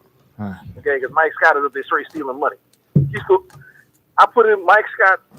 He stealing money. I kind of put him up there with Derek Coleman, Chris Webber, and as aforementioned before, Jason Peters. Okay, he goes to the bank. He goes to the bank with a mask on and everything. Says, "Give me all your money." That's how I feel about Mike Scott. Also, shout out to Kenny Thomas stealing $80 million from us. Also, anyway, Dad, Mr. Norris, thank you for calling in. Dead, Mr. Norris. Okay, stay out of trouble. All right, Mr. Norris. All right. Great to hear And your voice. I'm impressed that you have my theme music queued up and everything. Keep up the good work. And once again, it's Mr. Norris. You and me on the radio. See you later, son. Take it easy, y'all. All right, Mr. All right. Norris. Peace, Mr. Norris. Thanks. All right. And it's Chris on the radio anyway. Anyway, you're listening to Uptown Radio, WJYN 98.5, Running Back Sports for the Culture. Chris Thomas, Martin Thompson, Carmen Holland. All right. Hold on, real quick. I would like to take this moment. I want to give Carmen here. I would love to give her the floor. Your boy Benjamin, has been playing absolutely fantastic. Oh, I have been finally. waiting for this moment for has weeks. come. I've been holding it down without you. I've been saying a lot of nice things about him. I would Shockingly. love to give you the floor. Take it away. Okay, great. Well, so I do have my Ben Simmons jersey on for all the fans out in Dreamland. All right, you check it out. You see that? Repping, and I've been repping. This is before he started going off. This is when the naysayers trade him. Everything happening. Okay, been a Ben fan. I've been a believer. I've been a lever. Okay. Do we gotta get you a candle in a shrine Believe like in Ben. Chris has for Aaron Rodgers? Like ACR. Yeah. Chris and ACR. Okay. Chris, can you say Aaron Rodgers' full name? No, Okay, fine. All right, back to me. Okay, so it's not time yet. all right, fine. Ben Simmons has been going off crazy. He had a 40-point game. All right. He's locking down star point guards in the league, star guards in the league, threes, fours, whoever. He's just locking them down. Whoever they need Ben on, Ben's on them, and then it's over. It's a wrap. Okay. Ben said it. Here's the thing. Here's what I said about Ben. What did I say? Be yourself. He offers things besides shooting, but when he gets aggressive, I have confidence in him. And what's happened? He's gotten aggressive. He's worked on different little shots near the basket. He's gotten better at the little hook, a little softer touch. Okay. I'm sorry. I said no, he hasn't. I but can't hear you. I said no, he hasn't. I'm in the Benabali. I'm in the Benabali right now, and I can't hear you. It's okay. Mark, go outside, man. I'll be back. Step out. All right, I'm finishing up here. And I'm really proud of Ben. Just honestly, with that 40 point, I was like, yeah, Ben. And this is without shooting a 3-point shot. This is just straight up playing his role, being who he is, and dominating. And that's what we expected of him when he came to us. And that's what he gave us. That's what he's been giving us. Just the defensive presence alone, such a factor to our team, makes us so deadly and crazy because Ben can guard anyone and shut him down. And he's proven it and shown it. So with that being said, Ben is living up to all the hype, and he's gotten a lot of flack and slack. But once he decided to step it up, like I said, he's been impactful. And he's our number 2 guy besides Joel because he is who he is. He's not who the league thinks he should be. He is who Ben needs to be and playing to his strengths. And his strengths don't got to be the 3-point line because that's not his strength. So shout out to Ben Simmons. I mean, even though he didn't make a pull up That random 3 when Yeah. it didn't mean anything. logo, But, Ben Simmons from the logo. right. He banged that, John. So I mean, listen. Here's the thing. He's still, even though it didn't mean anything, he went for it. He made it cool. You know what I mean? Fine. But either way, what he's doing right now, you can't touch Ben right now from what he's doing. Even LeBron sees it. Everybody sees it. Like even LeBron, he's like Ben, who works hard every single night. He's doing this, and then like, give him his props. Give him his LeBron flowers. and Kevin Durant were fighting who gets Ben Simmons on live TV. Yeah. That matters me more than those armchair Right. GMs on Twitter. And Ben I can't don't- shoot a 3. And they're fighting over Ben Simmons because he brings so much more to the table. He does. Explosiveness. Okay. Floor general. What's up? Ben Simmons, shout out to you. I believed in you. Go ahead, boy. Go ahead, boy. Get it. All right. Just to kind of piggyback off that, I just want to shout out, give Ben some love. For the month of February, he averaged 21 points per game, this is where we need him to be. Yeah. For us to truly be contenders. He was averaging 7.8 assists per game, 7.9 rebounds per game. This is the one, 70% from the free throw line. Absolutely, Way I better. loved it. Way And better. Way better. he's been very aggressive and just putting up almost 14 shots a game. Mhm. Not shots, but attempts. All right. It's been perfect. 98.5 WJYN. Yeah, this is Jordan. Hey, Jordan, how's it going, man? What's up, Hey, Jordan? Jordan. Y'all got Hollywood on me. Oh, what? What's that supposed to mean? Hey, Never that, what do you Jordan, mean, never man? that. Y'all interviewing Temple sources and all that. Y'all Oh. got Hollywood on me. We just trying to make it, bro. Okay. Listen, Huh? man. Listen, man, we just trying to make it, man. You know what I mean? They gonna have to pay us one day. We gotta talk about that. Right. You gotta renegotiate your contract, of course. I could say I was there. I was there from the start, started from the bottom. You already know. Yeah, man. True Listen, fan. listen, man. We don't forget our fans, man. Listen, Right. if you want your own theme music, man, just hit me up. Right, just let us know. We get you some theme music. Good looking. Good looking on that. Yeah, man. So what's on your mind, Get man? back on you on that. Huh? What's on your mind? Well, just to go back to your gradings, I could agree with what y'all saying about Boston. Boston to me is a bit mediocre to me. If you watch, even I saw this even when I was seeing them on the in the playoffs last year. It's almost like they take turns. Kemba makes a play, then Jason Tatum makes a play, then Jaylen Brown makes a play, then Marcus Smart makes a play. You can see that they take turns. They're very mediocre, and they're not really a lot of fun to watch. And you could tell that Gordon Hayward is definitely missing within the Boston Celtics. As far as Brooklyn, I'd give him an A. I could agree with that. I mean, I'm not gonna go over the hype and be all excited because they've been on a winning streak. Just because a team is on a winning streak doesn't equate to a championship. Mm-hmm. I mean, we saw that last year. Milwaukee, I think they had the best record in the league, correct? I believe they were like 53-11, I believe. Yeah, Something like that. Yeah. And what happened at the second round? Giannis got shut down. Exactly. So you can't really depend on streaks to determine that, they're going to win the championship. I mean, look at Utah Jazz. They're playing phenomenal basketball, but then you have naysayers that don't believe that they can win a championship, but they're playing great basketball. So I think we just got to wait to the playoffs just to see if they're going to shock us or even win the whole thing. Mm-hmm. I think having Blake Griffin there, I think it adds to them offensively. I'm not so sure defensively, unless he's willing to take the role of being the rebounder and clearing the boards and things of that nature. I mean, to me, it's just the D'Antoni system all over again, but on steroids because you have KD and Kyrie. Right. But the thing about it, my difference is the defense, the rebounding. I still don't see that within this team. Now, if the Cavaliers clear waivers, I mean, buys out his contract, if he clears waivers, he goes to the Nets. And Andre Drummond goes to the Nets. Don't even think about winning the championship this year, Philadelphia. Don't even think about winning the championship. And if y'all do make it to the conference finals, 5 games, top. Y'all not going to win the championship. That's going to definitely be difficult. Definitely. Dang. Jordan's like, forget it. Huh? Say that one more time? No, Jordan, I was just saying, you were like, yeah, forget it. He get jumping, it's all right. That's not a lie. Nah. Just enjoy your summer, though. Don't even think about it. It's not this year. The new starting lineup will be ridiculous. That's all former All-Stars. That would be crazy. Listen, And think about it. They don't even have to start DeAndre Jordan. It's going to be Andre Drummond. Man that averages 20 and 13. Right? With Kevin Durant, Kyrie, James Harden, and Joe Harris. That's annoying. I hope that doesn't I happen. mean, Drummond's not going to average 20 on that Brooklyn team. No. Not that much possessions. But he'll still clear the board. So he'll still averages 10 rebounds, which they desperately need. I mean, if you can stay out of foul trouble. Even though they can still make 2.5 points per possession, even without rebounding, but still, in the playoffs is the playoffs. Highest competition in the league. Mm-hmm. Everything slows down. Everything is half-court defense. I really pray Drummond goes to the Lakers, though. Matters. Robin? I pray Drummond goes to the Lakers, though. I don't want him on the Nets. That's the last thing we really need. He's the difference maker. He goes to the Nets.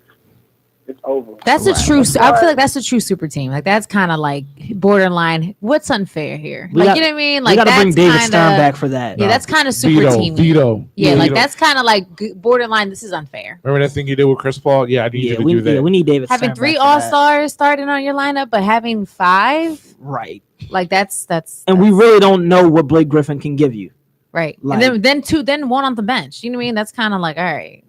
Y'all really like y'all need all that to win? Like y'all can't win with just regulars and 3 All-Stars? Like I don't know. Joe Harris wouldn't start anymore either if they got Drummond. Harden would play the 1, Kyrie the 2, KD the 3, Griffin and Drummond. No, Blake, No, you Blake gotta will be keep off the Joe. You bench. gotta Ain't keep no, Joe. ain't no way Blake Joe's Griffin. a No, Blake shooter. Griffin is shot, man. No, Nah, you're not he's giving off up the that bench. Just three. playing the 4. Nah, Joe Harris has to stay in. No way. His shooting is crazy.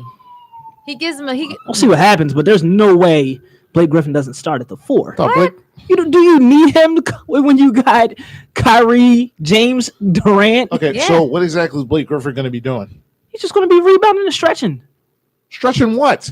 the offense. So would you play KD at the 4? Yes. I don't know about that. I'd rather have some instant offense coming off the bench. Blake Griffin's not giving you instant offense off the bench. So who's the ideal second rotation? I don't know. But who knows who's on their team? I don't know. Mark Probably don't an 8-man know. rotation. You know, I don't know. That ain't my team. I just like James Harden. I think y'all Sixers. I like what y'all doing, but again, I think Andre Drummond plays a huge factor. I love what they're doing right now. What was I gonna say? I was gonna say this. I think Carmen had brought up the 40-point game with Ben Simmons. Mhm. My retort to that is, why doesn't Ben Simmons play as that aggressive when Embiid is on the floor? I guess he just You kind of saw how like. you saw. I remember that game vividly. He was aggressively playing. Mhm. Why doesn't he play that aggressively when Joel Embiid's on the floor? Before I give it to Conwell, you got to think like Ben Simmons was the starting 5 in that game. I don't want to hear like Mike Scott was the starting 5. Ben Simmons was the starting 5. Right. So Ben Simmons had the entire paint, the entire inside to himself. So when you have that entire interior to yourself, and you don't have like Embiid, and you don't have to force Embiid to the 3-point line, I guess Ben Simmons got like a sense of urgency where it's like, all right, listen, because Ben is out, I need to score inside the paint because they're giving me the matchup with Rudy Gobert. And I guess like Ben Simmons like pulled a Michael Jordan on the last dance. He took that personally because he said he felt disrespected. it was like I wish he felt disrespected every night. We talk about his broke jumper every freaking night. Well, yeah, why can't he feel disrespected every he's night? not playing the Jazz every single night, so I get it. All you gotta do is just be aggressive. That's it. He can do it. Jordan, I think Ben just kind of defers to like his Robin. I mean, Ben knows he's a superstar, but a star. He just defers to his Robin role and kind of like when Embiid's down in the paint, he just goes to facilitation mode. He gets a little aggressive in terms of taking to the paint, but he just lets Joel do his thing. You know, because Joel is, I mean, he is our main offensive guy when he plays. I mean, to me, that's what I feel like he does. I think he just kind of like knows the scheme when Joel's on the floor, so he kind of is like, all right, Joe, handle it, do it. You know what I mean? That's my opinion. What I'm saying is that if he plays like that with Joel Embiid, who the hell can stop y'all? Nobody. Yeah, I mean, especially if you guys have shooters. yeah, I can agree to that. yeah. It's that balance. I've been saying this since day one. The Sixers go how Ben Simmons go. Well, we'll see what he does But second half. in the end, the way both Ben Simmons and Joel Embiid is playing, honestly, I think that this is the start of a potential, hopefully deep playoff runs. Listen, I need that conference finals. I need Sixers Nets, man. I need it too. I need it too. Listen, because I just need it because I just need for you to stop this James Harden stuff, man. I'm gonna I still hope James Harden averages a 50-point triple-double and the Sixers win every game. What kind of logic is that? James Harden's my guy. Oh, my God. Anyway, man. Okay. All right. One last question before I leave. Okay, cool. Shoot. Do y'all need Kyle Lowry?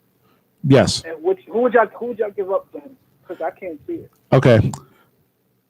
Danny Green, Tyrese Maxey, Mike Scott. We have an $8 million trade exception, so I think those 3 are going to be enough. Probably Terrence Ferguson for an extra salary and probably like a first-round pick. That's a lot, but I'll do it too. No hesitation. I mean, like only one of those guys are playing. Yeah. Yeah, I'm comfortable with that. And in the end, you're having like Doc already said he's going to have like an 8 to 9 man rotation. So it's like that's your rotation right there. You got your start at 5. Kyle Lowry comes in. You got Shake Milton coming off the bench. Dwight Howard. So that's your rotation. Yeah. No, that's fair. And not to mention like plenty of other potential buyout markets as well, because they're going to be looking at the Sixers being the number 1 seed right now and be like, maybe I can get along with that too because there's extra roster spots. Yep. I think that trade works.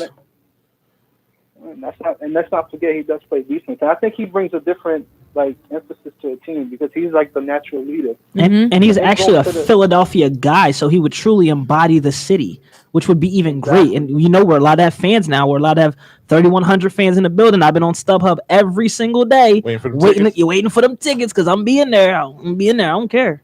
I miss my Sixers. Okay. All right. It was good talking to y'all. All right, Don't no- ghost no- on me no more. Man, Thanks, listen, Jordan, you got the Jordan. number, man. Listen, we on every week. Listen, you can call us anytime, You man. already know. I got y'all. Later, No problem. Jordan. See you, man. Peace. Peace. All right. Once again, listen to 98.5 WJYN. Running back sports for the culture. Chris, Mark, and Carr. Mm-hmm. So let's get right back into it. Let's rapid round these Yeah. midseason grades. I think you guys already went for the Knicks. I'm gonna give them a B plus. I'm actually pretty shocked at the way they're playing. I haven't heard this much buzz for the New York Knicks since my guy Melo was on the squad. They have Nice. Mike Woodson as the coach, Jason Kidd, Tyson Chandler, J.R. Smith, Miles Shumpert. Like, you know how that lineup was. They've been really great. I love the way Emmanuel quickly has been playing for that team. He definitely is a nice young point guard. The acquisition of Derrick Rose just truly Rose. understanding the type of role that he plays now. I think he's finally like one within himself and accepts like how he's just going to hoop. Like, this is just how Derrick Rose is going to hoop. But also big shouts out to Tom Thibodeau for changing that entire culture. Like, those guys are out there playing hard. They're playing hard minutes. They're hustling. They're hooping. Just it's like it's what you expect from a Tom Thibodeau team. And then shouts out to Julius Randle. Like, he's always hooped like this, but the way he's gotten a true opportunity to just showcase his skills, and you know, he was awarded being an all-star this year. I like the Knicks a lot, and big shouts out to them. I don't think they're going to do anything in the playoffs, but they're playing great. Listen, it's a step in the right direction. You It see is. these young guys playing, you might attract finally that big time free agent you'd be looking for, man. Mm-hmm. Just saying. Somebody And also- might be like, yo. Also, one of the minor stories. Shout out to the reuniting of Tom Thibodeau and Derrick Rose. Mm-hmm. Love to Really see just it. bringing that culture for that team. Those guys are gritty, Yeah. annoying. D Rose. They're going to get like a lot of annoying wins off teams He's a because they lot just of- don't Yeah, stop. if the playoffs ended the day, the Knicks and the Celtics would be the first round matchup, with the Knicks actually having home court advantage of the first round. Wow. I would not be shocked if the Knicks could somehow sneak one. Yeah. Like, I could see that the way the Celtics are playing right now, I wouldn't be shocked if that goes like 7. Celtics might still pull it out because of having Jason Tatum, and Kemba Walker might give you 2 quality games that series. That could make the difference. Two Alright. quality games. Yeah, But for yeah. sure. Yeah, the Knicks are crazy this year, and I love D Rose. I mean, D Rose is like my little brother's favorite player. He's a lot of people's favorite player, Yeah. and He's gotta the guy. gotta respect them. Mhm. Yeah. All right. Next team, we got the Bucks. B minus. B They're minus. exactly where they are. Yeah. And there's nothing fundamentally changed about them, except you got a bunch of draft picks to swap their Eric Bledsoe for Drew Holiday. Yeah. It's not nothing that we need to really go in depth about it. I feel like the Giannis mystique is definitely wear it off. And yeah, they're the third team. They're the third best team in the East right now, exactly where they're supposed to be. Yeah. Yeah, I give them the same grade as Chris. I mean, y'all. I feel like we can say whatever we want to say about the Bucks, but let's just see how they do in the playoffs Yeah. and with Giannis And and it- his game. And I think Drew is a great addition. Like, they're lucky to have Drew. And at the season end of the day, they'll face Miami in a rematch. Yeah, they might mess around and lose that one. Yep. I'm agree with y'all, but I'm gonna just go a little grade higher. I'm gonna just say B. They're definitely underperforming for sure. Unfortunately, Drew Holiday had injuries, which kind of had the Bucks playing super mediocre. I feel like a lot of these teams who are finally getting it together are finally over the bubble and kind of back to the normal flow of things. Like, Right. as you see teams like Denver is finally coming back around. Miami, they were almost at the bottom of the Eastern Conference. Now they're coming back around. There's a few other teams who are definitely stepping their stuff up since leaving the bubble. But yeah, I'm gonna give the Bucks a B just because they're underperforming, and I kind of expected I'd say a little bit more of a leap in Giannis's game, but I guess not having a real off season maybe is the reason why he's the exact same player he was last year. Okay. And is that it for the East? Yeah, that's it for the East. We only had 5 teams. All right, and now let's go to the West. West, the Jazz. The Utah Jazz, the number 1 team in the world. Come back. I'm going A plus actually. I'm going A. Yeah. I'm gonna go A plus because not one person in like the league would say the Jazz would be number 1. I feel like they had 2 stretches where they went on like 10-game win streaks. Like That's true. they're just been They're they've been playing definitely like the absolutely sleeper Best 3-point shooting team in the league. Yes. Mike Conley's Yeah. finally healthy. Jordan Clarkson's is the definite spark plug off the bench. Donovan Mitchell. Yeah. Yes. Been playing absolutely great. What's his name? Joe Ingles. Yeah. YMCA legend right there. Yeah, what's his name? Bodmanovich? Bogdanovich. He's crazy. Bogdanovich, He's yes. crazy. Watching the O'Neal, Royce O'Neal with the defense. yo, they all just hit threes everywhere. It's Yeah. bad. The Yeah. pick and roll. They're bringing the pick and roll back, people. Yeah. Yeah. Derek Favors All is- day, all day. Pick and roll. made a Listen, Quinn Snyder's doing a great job over there. yes. I mean, would definitely possibly have him up there for coach of the year. Yes, absolutely. Yeah. All right. So yeah, I'll go A+ with him. Oh, next team we got the Suns. Give him a. A, okay.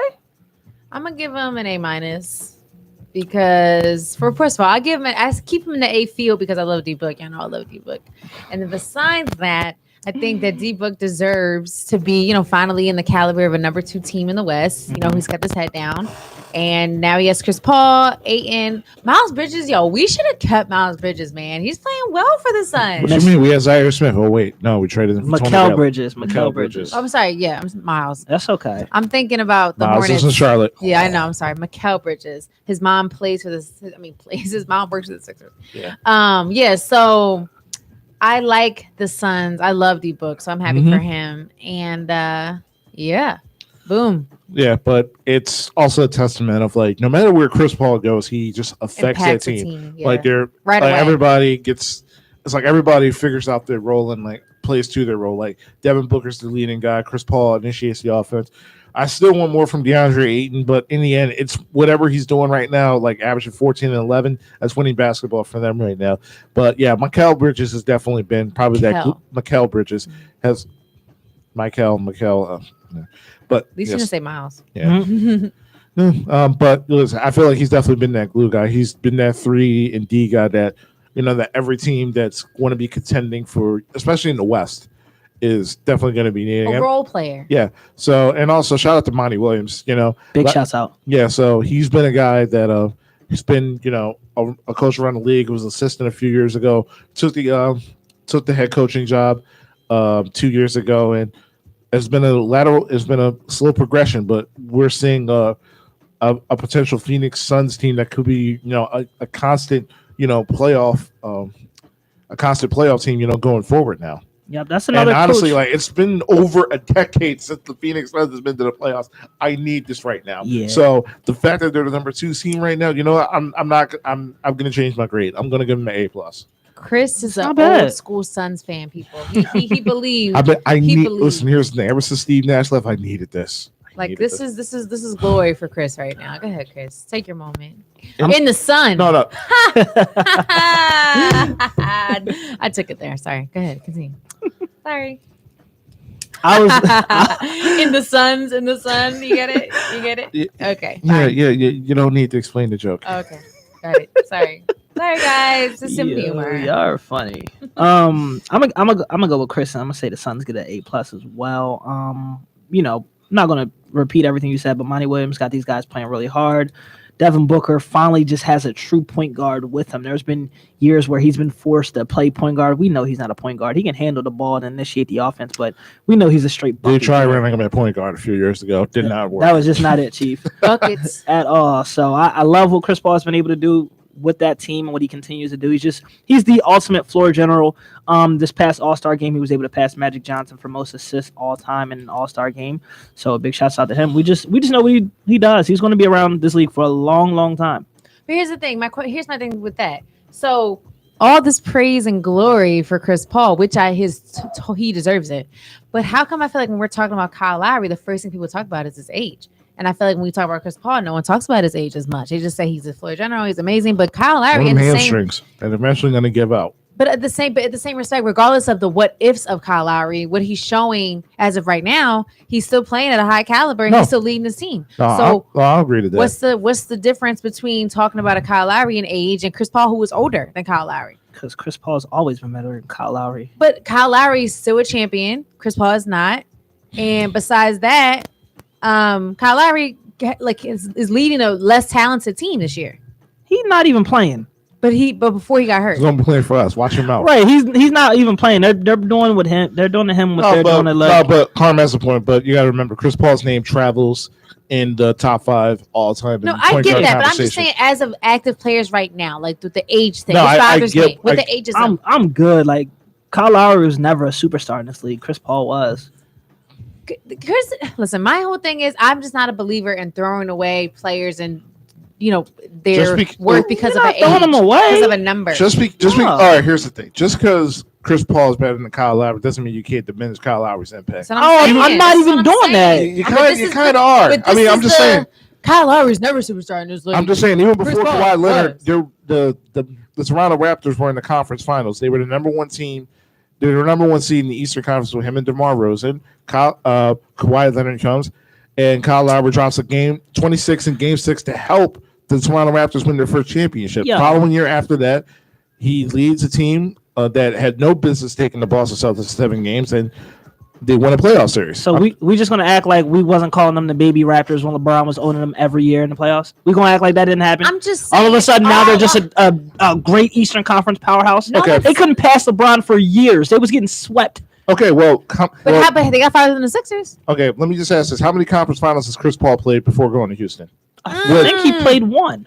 I think he played one. No, he didn't. He didn't play a single conference finals game when he was. See? a Probably Clipper. right. I said I think. Oh, I was going back to his New Orleans days. No, he didn't. Not his Clippers days. Nope, never made it past the second round before Houston. Yeah. And Okay, you got to there we remember, go. the Clippers teams were way more talented, way more loaded, and way more stacked than any team that Kyle Lowry had. Go ahead, Chris. Maybe prior, probably excluding that championship team. You got Blake Griffin, you got a young DeAndre Jordan, JJ Redick coming off the bench, Nick Young, bunch of shooters, Doc Rivers coaching them. Listen, Kyle Lowry definitely gets his credit. He's just still all right, not the listen. caliber player All right, of Chris listen. Paul. just saying, you've done this a lot. Listen, it's time to get Kyle Lowry his flowers, man. Yep. What you mean? I'm not hating on the guy. I'm just saying, listen, You diminished Kyle Lowry like crap just now. You were like, but he's not this, but Chris Paul was this. Like that was like Y'all- diminished. I didn't even. You I didn't said even it, not compare me. the two. Y'all No, it's not- started. I didn't compare. I said of the conversations of Chris Paul and Kyle Lowry. Why is Kyle Lowry talking about impact. being down over Chris Paul when Chris Paul's older, but everyone keeps mentioning Kyle Lowry's age as a And you big also got to determining remember, Chris factor. Paul, Kyle Lowry also does the small and like That's what I'm pretty saying. stuff that His Chris Paul impact. also gets, revered for as well. He takes us off. Honda, but the Chris What's Paul the difference? effect is It's just real. It's just your Like, like of him. and No, the Kyle you- Lowry effect isn't. It is real. Look, He's only played. Can we for- not act like Kyle Lowry never played for the Rockets? How come the Rockets weren't that great when he was on that team? Can we act like why are we going to act like that never happened? He wasn't popping. No so he one- made it to Toronto. Chris Paul has always popped. No one's saying Always that. pop. No one's saying that Kyle Lowry is over Chris Paul or whatever. If you want to do matchups, I'm just saying that the talk of Kyle Lowry and his age and the things that could happen with him is, I feel like, is being focused on too much in reference to his. What he brings to the game. That's all I'm saying. It's like if you're going to talk about age, you're going to talk about impact. And when you talk about them too, they both have significant impact on teams that they're on. Yeah, but it's not quite the same. Chris not Paul quite the makes the same. playoffs every year, no matter what team he's on. And Kyle What? Lowry has. There were years where he did it with the Rockets. I'm almost Chris certain. Paul made the playoffs every single team that he was on. Every year. every single year. I want to say, yeah, I think so. Okay. I mean, I can pull it up. Maybe there might have been a couple of blips in his early years with Blips. the Pelican. I mean, Well, sorry, there the was- Hornets. listen, there's blips in a lot of players' careers. So hey, blips are blips. It's not Blips even. happen. It's not even really a conversation. for real, Anywho's, for real. no, it's not, because the fact of the matter is Kyle Lowry deserves his flowers, and he's just as impactful as Chris Paul is. It's obviously not the same, but their impact. Also, I'm just saying with that whole like baby Raptors thing with LeBron owning them. I mean, Chris Paul had a way better team in LA, but they couldn't get past the second round no matter who they played. It'd be like that. I mean, Oh, so now it'll be like that sometimes. see, man, listen, you just make excuses or like For people he likes. Yeah, listen, just admit your bias, man. Uh-huh. I'm not biased at all. I didn't even bring up the conversation. But that don't mean you didn't have an input. Your input is still what the input My input was. is still saying that Chris Paul has always been a better player than Kyle Lowry, and I don't. And I think their impact doesn't compare. Okay, all I'm saying Okay. is, all right, here's my thing. That's your They're opinion. both Hall of Famers. They're both going to be in the Hall of Fame. Chris Paul's going to be first ballot, but in the end, Kyle Lowry's going to have that championship, and I'm pretty sure Chris Paul was ready anything to have that championship. Moving on, what's the next team? I gotta pull up these Kyle Lowry Hall of Fame numbers first. It's the Lakers. Yo, why can't no one's saying that he's Chris Paul, Mark? We're just I'm saying, not. But Chris we're has now just- said he's a but Hall we- of Famer. He is. We're just saying that he deserves his props regardless of his age as of right now and his worth and his value right now. That's all I'm saying. That's all my point was. I was just talking about ageism. That was my whole point. But you turned it into Chris Paul versus Kyle Lowry. That wasn't my intention. Anywho's Lakers. As of right now, obviously they're not doing the best, but it's still the Lakers with LeBron. AD's out. Schroeder's back. The Lakers. I'm sure when the playoffs come, they're going to be back in full effect. shaking down trees, cutting down trees. You know, whatever these I don't metaphors think are. Lowry's MVP, dog. But go ahead. In Mark's opinion, in Mark's humble opinion, he is. If he not. makes it, that's mad love. Come, because I've seen him start at Villanova, so that would be amazing. Lakers, He does make it. as of right now, I get as the first half of their season, I give them an A minus. Actually, no, B plus. They were on a winning streak. They were doing well. They had the number one defense in the league. I think they still do have the number one defense in the league. So and it's LeBron. They have a bench. So, but AD got hurt, so they kind of been playing crappy. But I think once obviously the playoffs come, they're going to pick it up. So, Yeah, I'll give him a B. The Anthony Davis injury has definitely affected him, but even before the Anthony Davis injury, AD just wasn't himself. So, honestly, shots LeBron having to go supernova is definitely saving the Lakers season right now because their all season sign also Dennis Schroeder also being out of the lineup hurt him as well. yeah, it did. So Montrezl Harrell isn't doing what everybody thought he would be doing. Marc Gasol doesn't have any. Marc Gasol is shot, just like I think everybody else predicted. But LeBron, Super shot. yeah. So LeBron, playing supernova right now is pretty much saving their season. So because of that, I think when AD gets back, they're still going to be probably the team to beat until proven otherwise. But I give them a B. Okay. I'm gonna agree with y'all on that. Having one of the shortest turnaround times being in the bubble and everything, and then with Anthony Davis being out, LeBron kind of sort of keeping them afloat. I mean, yeah, I'm gonna give him a B. I hope LeBron doesn't continue to keep them afloat because I feel like this is the year where they're probably going to give Embiid the LeBron the MVP. But if the Lakers continue to slack off and play really mediocre, that would be pretty good. Then that way Embiid can get the MVP. But I'm gonna give the Lakers a B right now. All right, next team. The Mavericks. Huh. C plus. I give them a C because I don't think they're playing Luka. I think Luka is not playing to his potential in terms of his impact to the team besides his individual play. I mean, obviously he's going to have his numbers, but with Hardaway, with Porzingis, Luka, I just expected a little better from them. And then they got Brunson coming off the bench. I like Brunson, Nova. And what's his name? Rick Carlisle, obviously still, a good coach, but I just I'm not seeing the light. I'm not seeing the flicker. I'm not seeing the magic. So I'm going to just give them a C. Honestly, this team I look in the MVP conversation before the season. I'll admit it, but this team right now, it's not working, and I think they definitely need to pull the plug on the Luka Doncic, Kristaps Porzingis experiment. The Euro trip? Yeah, so Kristaps Porzingis is completely unreliable. He doesn't stay healthy, and even when he's in the lineup, he's completely ineffective. The swap for Josh Richardson for Seth Curry is not working. Trust me, I'm more Mavericks fan than they hate Josh Richardson. But how did he fool everybody on the Heat? Like, how did he He just played hard. It's a different culture. Listen. Out there. You play hard and play defense. Yeah, listen, Eric Spoelstra and Pat Riley. That's why. Yeah. true. I just wanted to go back to Chris Paul real quick. He's made the playoffs every year since his first 2 seasons. Okay, so those seasons he did not make the playoffs. The first 2, literally. Okay, His rookie cool. and sophomore year, Well, he made the that's playoffs. fine. But they don't say he never not made the playoffs.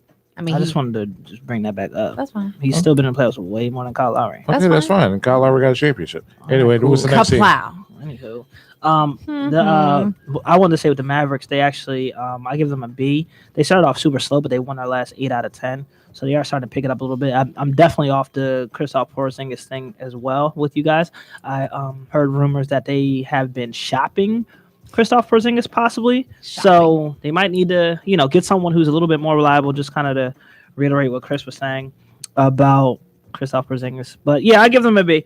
The last team for the Western Conference is the Golden State Warriors. Oh my! Didn't I predict that the Golden State Warriors would be doing something this year? I said that.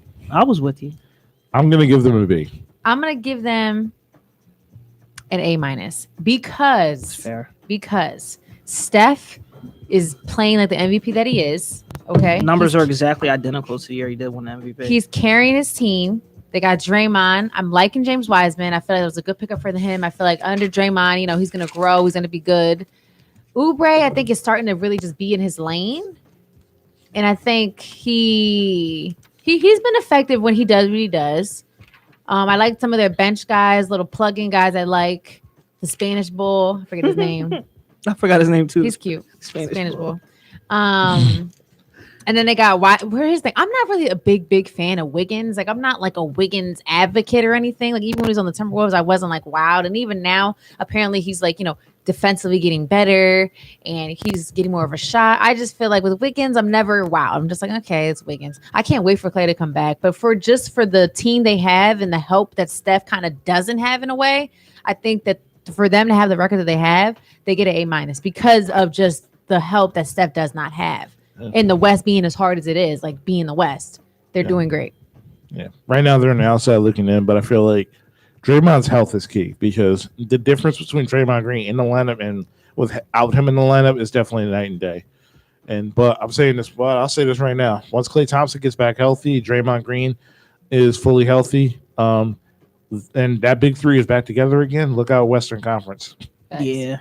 I'm gonna actually say I think I have them as a B plus.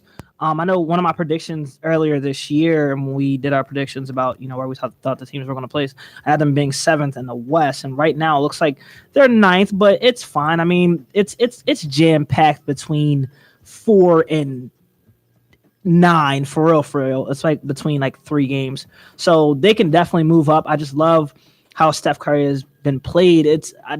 Like he's been playing. I feel like it's been more of a revenge tour. It's just kind of like, yeah, I know Dame Lillard was doing this thing, but y'all remember me, right? Like I'm the one who started them long threes. Like I'm the one who's a 3-time NBA champion. Like don't forget who I am. I love how they've made Andrew Wiggins come like one of the best 2-way players in the league. That's something that they haven't really talked about. His defense has really, really improved. And shout out to Steve Kerr for what he's been doing with that team, despite the guys that they have, and to just be in the fight. That's what I'm saying. Steve Kerr deserves a lot more credit than what he's been given. Everybody's talking about, well, he was gift wrapped to the championship team. I'm like, first of all, they weren't winning before he got there. He was the one who put Draymond Green in the lineup. During the NBA Finals, he's the one who adjusted to put Andre Iguodala into that starting lineup, to give them extra space, and that's what became the Hampton Five. So he's definitely, shown a lot more because of the fact that Steph, when you got your stars, it's you're going to be obviously winning a lot more games. But listen, even with Steph, Kelly Oubre is definitely been slowly finding his groove. Andrew Wiggins has definitely become a better 2-way player.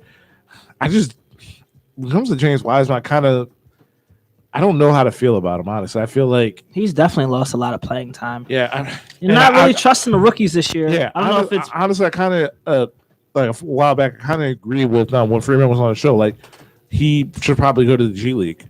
And, like, if you're not going to play him, like, on the main roster, especially when you're fighting for a playoff spot, put him out in the G League where you can get some minutes to run and improve on at least let game. him get some runs. Yeah. I mean, I guess that's kind of fair. I guess, this year being a little bit unorthodox with not having a true off season. Yeah. A true NBA combine, no summer league play for the rookies to actually like get their feet wet and truly understand the NBA game. It probably did hinder a lot of rookies, and it's like, thank God they didn't have a Rising Challenge game this year. He really didn't have any college experience either. You know what I mean? He went 2 games at Memphis, and then he was like, whatever happened with that situation, and then he just didn't play. Then he got drafted. But I think with that, it's about face. He's the number 2 pick in the draft. Like I don't think they're as likely to send their number 2 pick down to the G League. Yeah, you know what I mean? He's making way too much bread. Yeah, so it's like they're not going to send him down because he's a number 2 pick. Yeah, like, it just looks kind of like, what are you doing? Even so, then, like, regardless of where he was picked up, it doesn't replace experience. Like, he doesn't. No, I agree. He didn't get that enough to, like, Anthony Edwards played in college, but Melo Ball, like, he played all the way on Europe. So, like, that's why, like, he was more equipped to make an impact for the Hornets right now than what James Wiseman is able to do for the Warriors. I think because of the Draymond connection that they have, maybe they're banking that Draymond's going to pick him under his wing, and he's kind of going to get it because he's that much of a talent. Maybe that's their mindset because, they're very, like, I feel like if Draymond was more healthy, I think they probably would have made that move. But you need that front court depth, so that's probably why. And that's definitely something that's needed, and it could be something that they can get away with right now because they're not dealing with a Joel Embiid 4 times a season, so they can kind of get away with that in the Western Conference. Yeah, well, then again, you still got to deal with Jokic. You still got to deal with Anthony Davis, like when he's available. Rudy Gobert. Rudy Gobert gets I just think it's funny. Right. Okay, great. So Okay. we got about what? We got about 10 minutes left. Yeah. So what Once month? again, you're listening to 98.5 WJYM Running Back Sports for the Culture. We still got about a little over 10 minutes left. So what month is it this month, guys? It's March. And what month is that? What Women's did we History talk Month. about? Women's History Month. Right. Yes, right. I think we should take this time to do a little Women's History Month in sports. Okay. Little feel. Fair enough. Okay. So I wanted to talk about something that I knew, but I kind of looked more into because it's Women's History Month and because I'm so proud of all my ladies in sports, obviously, because we have our own lane and it's finally getting the recognition that it deserves. So, Mhm. as y'all know, let me ask y'all, what year did the first woman what year did the NFL have its first woman referee? It was probably like last year. That's your answer last year? Yeah, probably. Chris, 3 years ago. 3 years ago? Okay, answer 2015. Okay. In 2015, Sarah Thomas was hired as the first full-time referee in the NFL. Maybe she was just doing a Super Bowl recently. Is that what it was? She did the Super Bowl this past year. Okay. Yeah, that was the first time a woman officiated in the Super Bowl, but obviously in 2015 was the first time a woman was officiated at all in the NFL. Wow. So Sarah Thomas. That's terrible. It is. Oh, hold on, I'm sorry, my mic. Yeah, no, that's not it. Okay, so just to give a little brief history, Sarah Thomas lettered in softball in college. She went to University of Mobile. I think Mobile. Yeah. In 07, Alabama. Yeah. In 07, she was the first woman to officiate a major league college football game. In 09, she was the first woman to officiate a bowl game. In 2011, she was the first officiate of a Big Ten stadium game. Okay. They changed the term from heads linesman to down judge in the NFL to make it Nice. more obviously gender neutral. So it's not lineman, it's just down judge. Okay. And besides that, she's a mom of 3. Nice. Okay. And so that's Sarah Thomas. So she paved the way. She started it all. Now, as you guys probably have heard, we've had our first Black woman as an NFL referee just happened. NFL? NFL. Wow. Yep, just happened. She just got it. She's gonna start this season. Maya Shaka. Nice. She's the first Black female ref in the NFL. Second woman to be named the NFL official, obviously behind Sarah Thomas. She's a health and phys ed teacher from Virginia Beach. She works with at-risk youth. And she's been in the NFL officiating NFL officiating development program since 2014. So she's been at this since 2014. Besides being in that program, she does college level refereeing. Nice. So she's really worked hard, kept her head down, and it's been listen, 2014, and then finally in 2021, you get your official NFL referee. That's a long time coming. Yeah. That's almost going on like 10 years. Like you're pushing 10 years. right. So I think that's amazing, her resiliency and able to stick that through. And I think a fun fact about them is in 2014, Sarah Thomas and Miss Shaka both became the first female officials to work at FBS game, the Washington versus Brigham Young University game in 2014. So they're both trailblazers in their field. Sarah Thomas is a mother. And that, not saying a mother over anyone else, but to have children, to have, kids to take care of, that's a whole other level of responsibility. So shout out to her. Yep. And then for Miss Shaka being an at-risk youth teacher, being a Black woman and getting that honor, I think that's amazing. And shout out to them. Like they're really doing women proud. And That's I'm dope. very proud to when I kind of looked into them more and to seeing them as working women, but still pursuing their side dreams and passions and just never giving up. Because from 2014 to grind like that and to finally get it in 2021, that's amazing. Yeah. So shout out to them. It's Women's History Month. So I want to highlight Sarah Thomas, Maya Shaka. Shout out to y'all. That's pretty dope. Yeah. I love how you came with the facts. You should do that for every show for the rest of the month. Okay, I can. Come with the, because with learning new stuff. Yeah. I'm with it. All right. We still got about a few minutes left. So let's dive into our last topic. One of the topics that definitely took center stage last week was the topic of unpaid internships. Jane Slater from NFL Network posted, I'm just going to give you the clip notes. Jane Slater from NFL Network posted an opportunity for an unpaid internship opportunity. However, then again, that sparked a debate about the morality of unpaid internships. So then you have a bunch of people talking about their experiences, saying that these unpaid internships, they're unlawful. They're the fact that you're it's pretty much free labor. Mhm. And then you have a bunch of, old guard people like James said, saying like, I've done several internships, when I was in college, and like, look how I turned out. However, a fan literally was talking about saying like, well, yeah, because you had your grandfather paid your entire college tuition, so you have the liberty of pretty much taking that risk because you have a safety net. Right. A lot of people, more particularly people like myself who doesn't really had that safety net in order for me to do it. People of color. Yeah, people of color. Yeah, Mostly. you can say it. This is Listen, a safe place. All right, fine. Listen. You already know. Listen, black people, we don't got that safety net, man. Absolutely not. Because when most of us go to college, we're probably the first in our family to go. Like we're the ones eventually picking up that bill. You're asking me to do unpaid internships. You're asking me to drive all these 7 miles, go get you coffee, to watch you stand around and do all these paperwork, Xerox receipts, and all that. Like, yeah, no, I'm good on that. I used to do unpaid internships. I did one like my senior year of high school. The only difference for me is like I didn't mind that because one, I was in a building, I had my own cubicle, but the difference was they didn't cost me really anything. Like I just the septic transplants that I had, the free joints that you used to have. Yeah, I just used that to go downtown. Right. That was it. Like it didn't cost me anything. But in the end, like it's unpaid internships are a joke. It needs to stop. I gotta change that. Yeah. Yeah, me myself, I've done a lot of unpaid internships, and I think where it gets sticky is when you want to go other places to do internships. Then it gets kind of hairy. Like, so you're not paying me, but you want me to come to another state or another city, a big city. So say you're from like, wherever, Montana, you want to get big city experience at a big network and you get an internship. Like, great, I got this internship, but it's all the way over here. I don't know anybody out in that city and you're not paying me. So it's like, what do I do? How do I figure it out? Right. For me, I did an internship with MTV in New York.